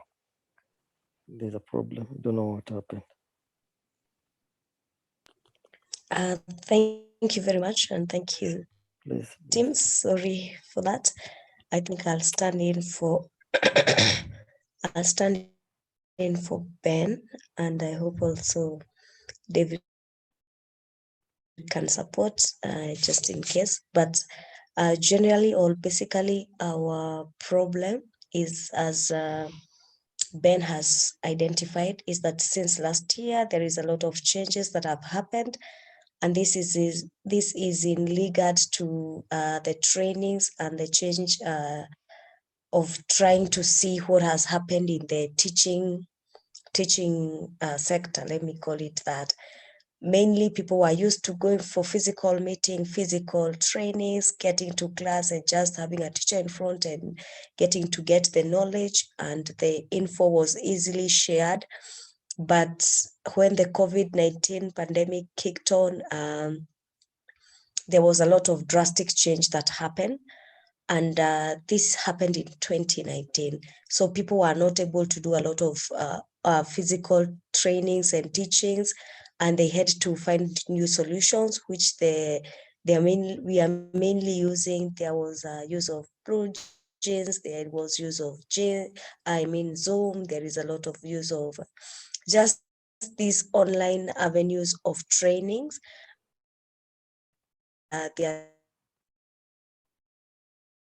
Of the teaching now, although it also comes with its own challenges. So our team wants to identify what are these challenges that have come through online classes. Are people getting the same info as they were getting before? Are people getting to understand, to participate, to be involved as they were involved before? We have had a lot of cases of mental illness, health, just because you don't get to really get that physical interactions. And therefore, our aim is to look at these online trainings or these online classes versus the physical classes. What are the challenges that are there? And even as people get into the online world, how can we be able to make it better? There is a lot of brain, what should I call it? Data data is moving very fast. Like we are having this class, but someone will own this data because they are storing it. It's not like when you meet physically one-on-one, you are not able to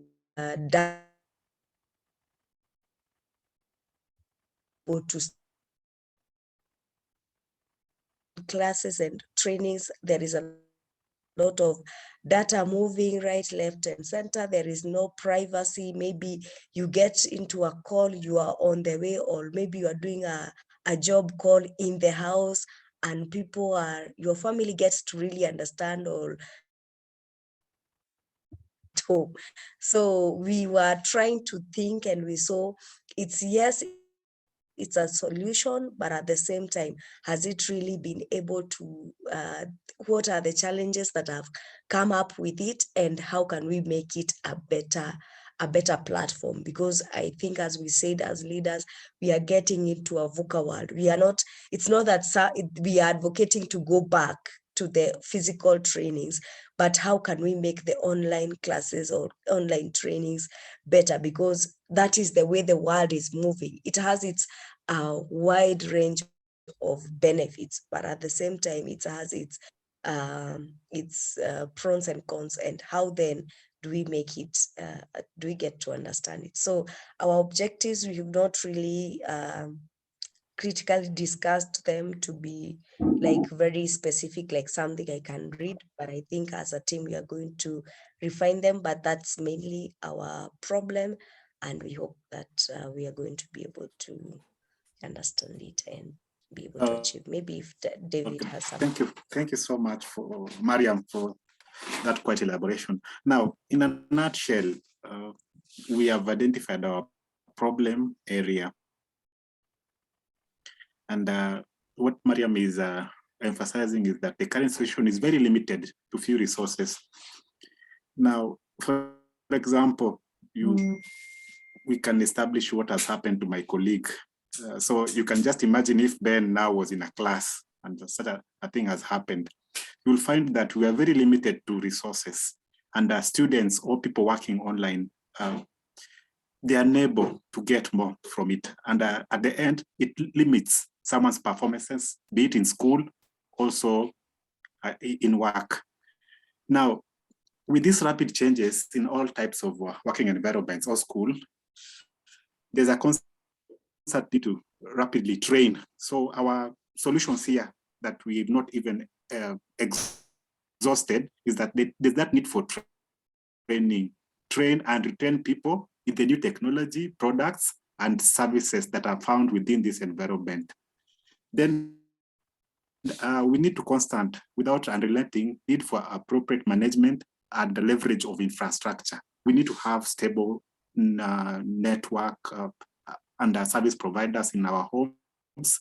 And also we need to have some stable equipments. And this involves finances as well.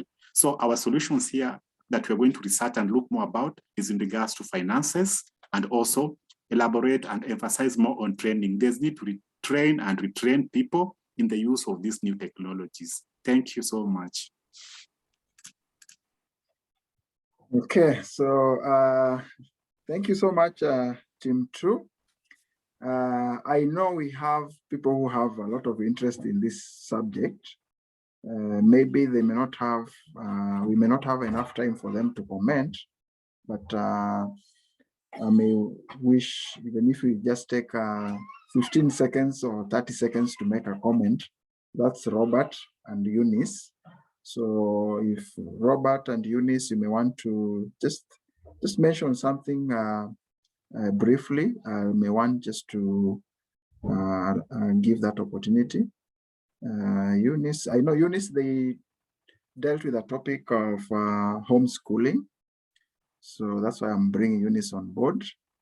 Eunice, are you able to make any comment from this discussion, either now, or if not, you can make a comment now, that's okay. If not now, we can continue giving more input even in the next session.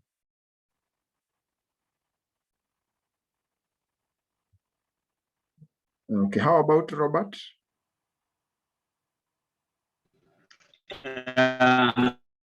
Thank you much, Mr. This one is a very good and profound topic. The only thing I want the team to come up with. One thing about the Mariam, David, and Ben, they are doing teamwork. Very good. Simply that the topic, it has to come out clear. I want to get to know what is the topic. Is it factual?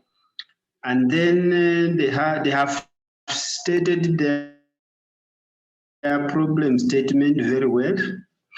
What needs to come out, because this is a project proposal, is that I want to get to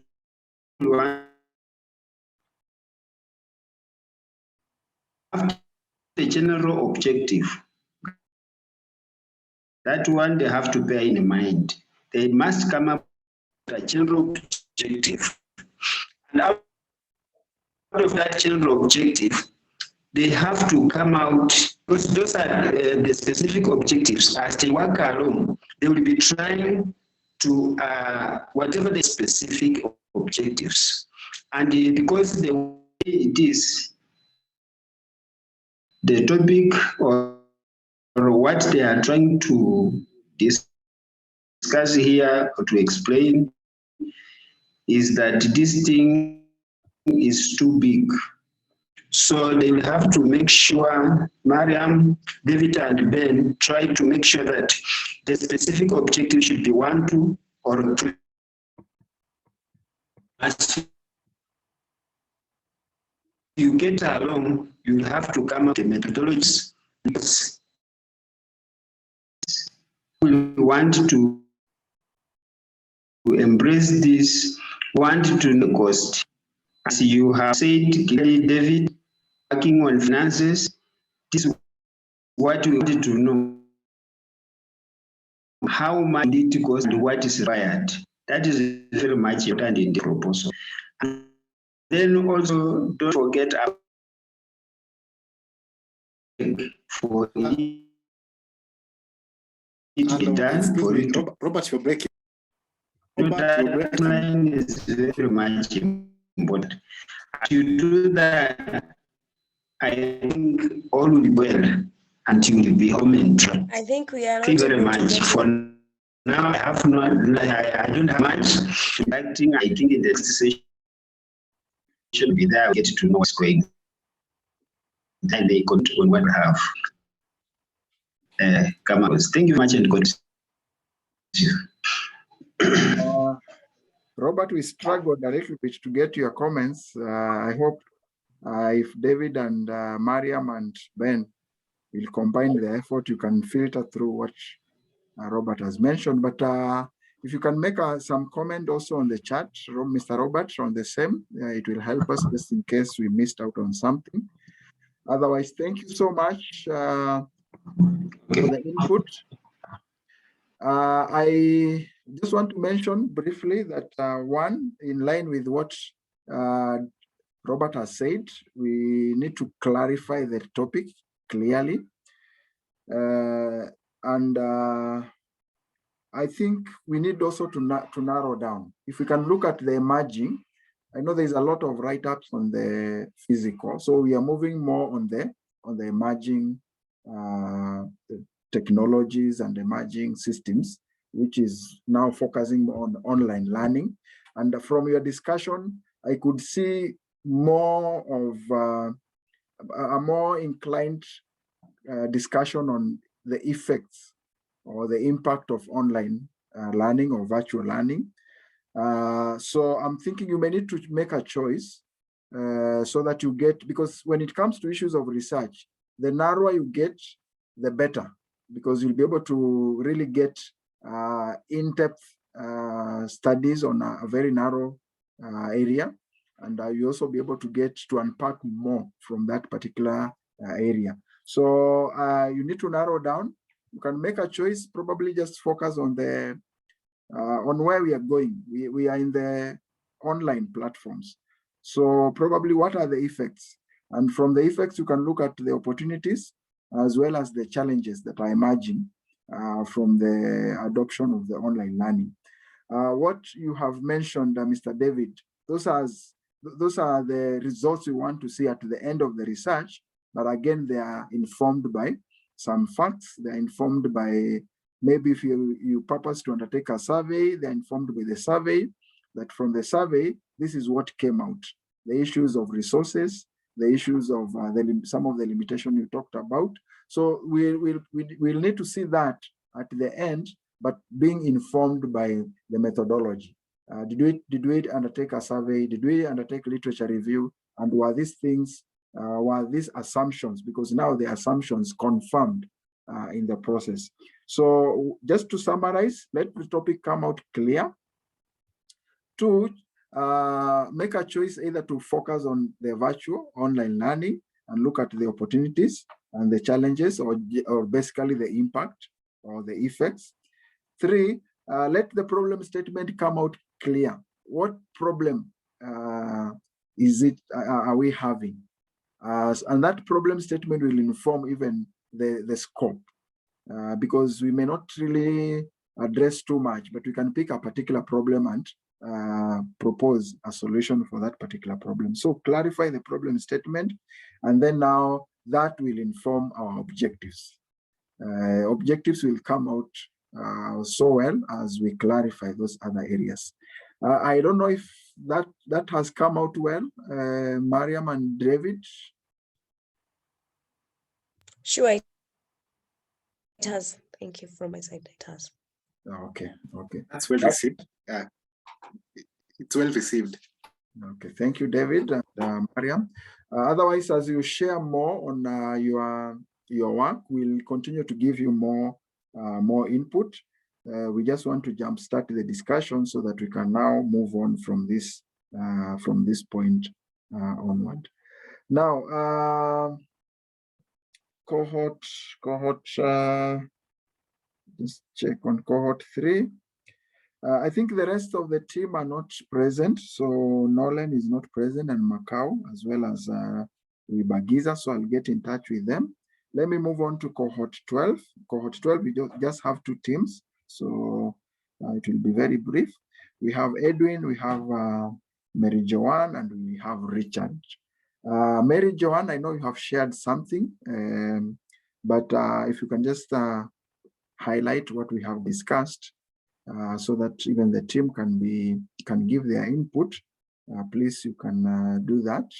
Either Mary Joanne or Richard, whoever is representing the team tonight.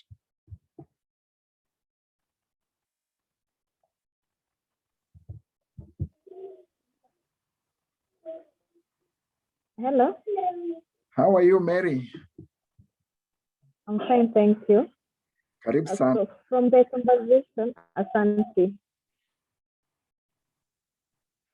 From the conversation we had, I decided to go with the influence of social media in creating COVID-19. And we're looking at the misinformation during the initial stages of the pandemic. And the questions we are planning to answer from the research is which social media platform was the biggest driver of COVID-19 misinformation in Kenya, the impact of COVID-19 created, and the link between the COVID-19 misinformation and compliance led by the guidelines for the Ministry of Health in Kenya. Analyze the quality of information that people consumed in the early stages of the COVID-19. And we also try to understand how social media, which is largely driven by influencers and personal opinions, drove COVID-19 and to what extent.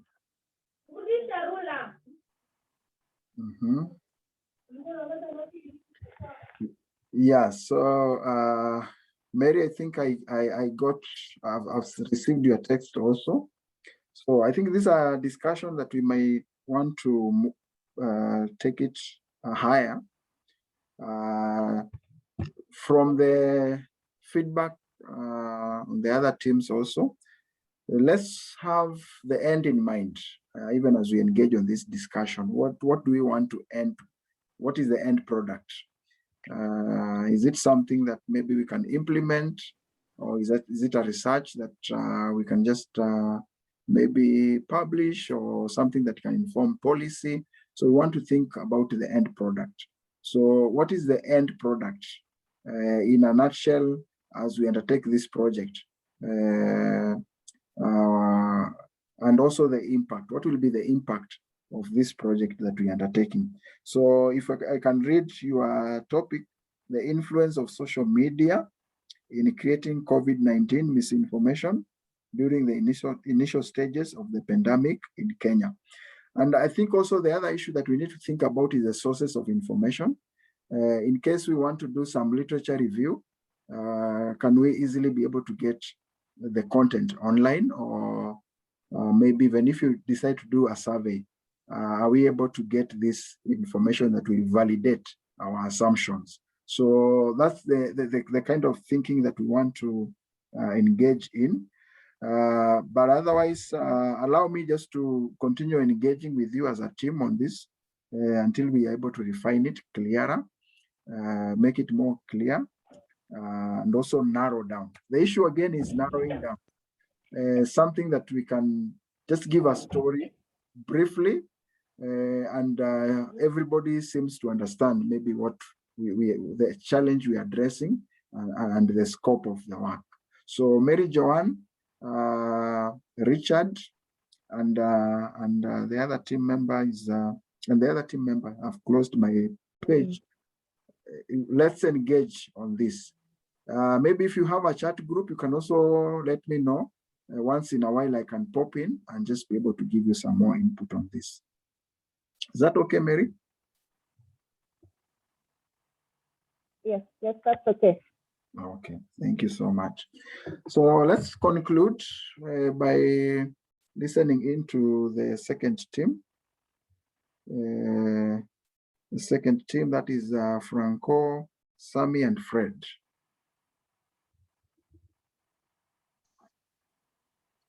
Our team is so our project proposal title is garbage disposal in Embakasi East constituency, and the problem statement is in terms of waste management. So waste management is facing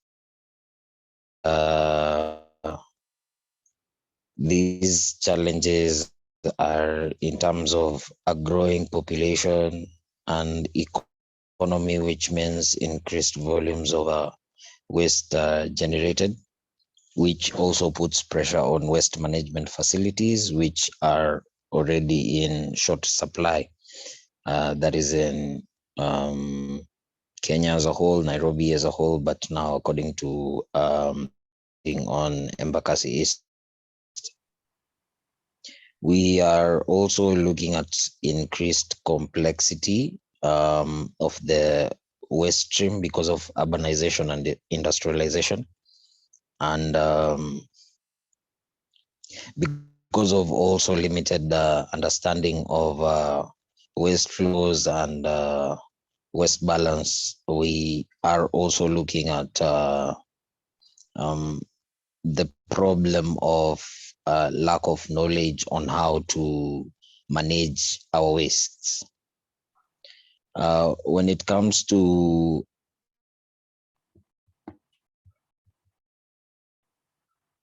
being under the environment by providing reasonable measures for minimizing the consumption of natural resources, avoiding and minimizing the generation of waste, reducing and even ways in which we can recycle and safely dispose wastes. Our objective number 2, we are trying to promote services to constituents of Embakasi East, and ensure that we are remediating land where contamination presents or may present a significant risk of harm to health of the constituents and even the environment. So our goal is to secure ecological sustainable development while also promoting a justifiable economic and social environment. Our goal number 2 is to promote and our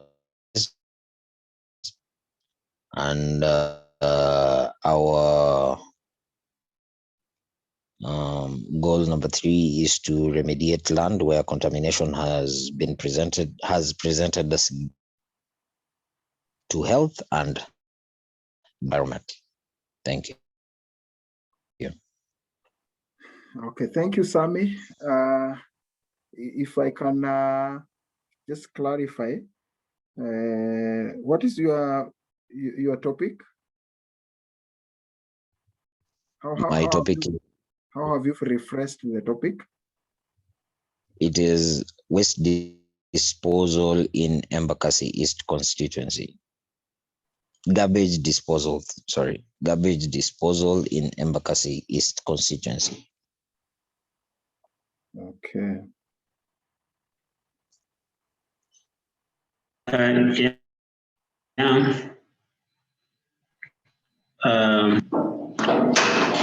Can I put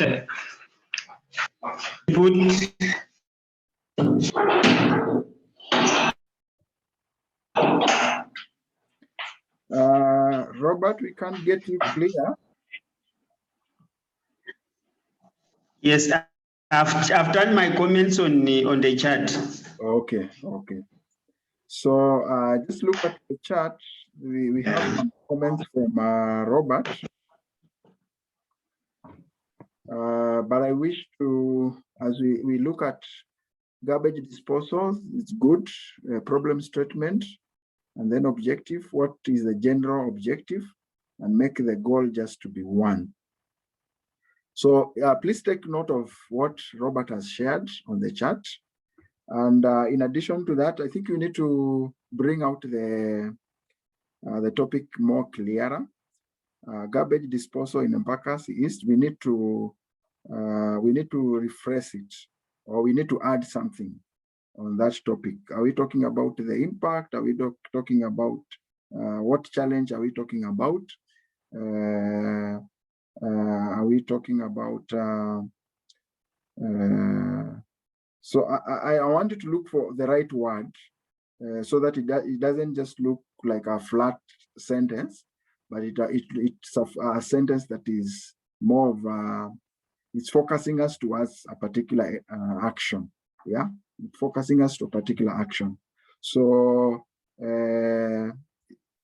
I think I'll challenge you as a team. Just think about how do we qualify this statement of your topic. So garbage disposal in Embakasi East. So think about what is the challenge that we practically want to address. And again, as I said, we want to narrow down and also probably think innovation more. So are there innovative ways that we can come up with so that we offer a solution? In the current times, we are thinking so much about technology. Is there a technology that probably we can propose in our garbage disposal? So we need to think more technology, think more innovative, and also clearly be able to identify what particular problem are we handling, because there are so many problems, and for us to be effective, we can narrow down to a very, very particular issue that we feel require our attention. So there are other issues that we have mentioned.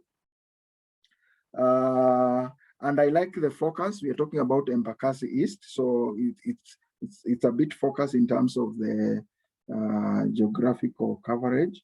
You've talked about issues of limited understanding. Those are the issues that will come out from your research. Safely dispose of waste. You have talked about issues of awareness. So those are some of the issues that we want to emerge, either from the literature review or from the survey, if you'll be undertaking a survey, if the time allows. So those are the indicators that we'll want to look at. And some of them will be part of your objectives. So as we have indicated to the other teams, narrow down as much as you can. Let the problem statement be very, very clear. And sometimes you need to research on this problem statement because it's not just our own thinking, but it's something that we can confirm has also been flashed out by other project proposal or other policies or other researchers, that it's an area of concern. And maybe there are teams that address that problem, but they were not exhaustive, or they didn't address it in the approach that you want to address the issue through. So those are the issues that we need to think about as we just now fine-tune our discussions. And then once we fine-tune this next week, we'll move on to the next level where we'll start thinking about methodology and the rest. So Sami and Franco, I hope these comments will be able to help you now refine what you already have. Just give me an indication if you got as clear. Yeah, and also Mr. Mwangi has shared something very important on the chat. Disposal is one-off activity. So probably think of management of garbage collection and disposal, short-term, mid-term, and long-term. So maybe that's also a very good comment to note. There are also technologies that are out there. So just think about this. I know even Robert will also be coming on board later on just to give us some more input on this particular area. So Sami, is it clear from our comments? Clear on your side? Sami and Franco? It's clear. Okay. So Tim, can we pause there for tonight? I know this has been a long session, but normally when we start engaging on project proposals, it takes a little bit much longer. And today, since we are also combining two cohorts, that might also be another factor why we have taken much more time than anticipated. So I just want to appreciate all of you. The key word here is one, resilience. Resilience is the key word in this stage because you are working far away as a team. So even just being able to meet and discuss is not that straightforward. And all of us have different qualities. Some will respond as fast as you want, others will respond maybe not as fast as you want. So the team spirit becomes very core. A lot of patience, a lot of engagement, a lot of understanding, and also being able to learn from each other. There's a project that I was undertaking as a team, and we were feeling, why do we have to undertake it as a team? Because we were feeling like if I can do it alone, even in a day, I can be able to finish. But that will not have brought value to the objective of the course. So teamwork is critical here. And we just hope that let's continue building our resilience so that at the end of it all, we'll be able to get to the finishing line, all of us as a team. So thank you so much. We are always ready to be able to give you more input. And as you share through the email, we'll be responding back so that we can build whatever we have started to work on tonight. Otherwise, unless there is a comment and there is a question, I may want us to pause there for tonight.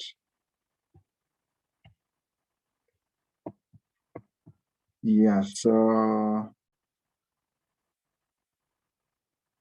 Yes, there's a comment by Mr. Mwangi. There's a post Pastor Chege had shared on the group. Garbage can be. Oh, okay, maybe we can share that. Mr. Mwangi, you can help us to highlight that, and then we can post it in the group so that cohort 12 can be able to benefit from that post by Pastor Chege. Okay, is there any other comment? I can see Mr. Mwangi, you are saying you are good. So let's pause here. Let's pause here for tonight. We'll engage even through the chat as we move on. So we can unmute and share the words of grace together as we close for the night. Okay, so let's unmute, and may the grace of our Lord Jesus Lord Jesus Christ and the Christ, love of God Our Lord Jesus Christ and the love of God and the fellowship be with us now and forever. Amen. Amen. Amen. Lead us, have a blessed night, and God bless you. Let's keep. Blessed night. Blessed night and weekend, all of us.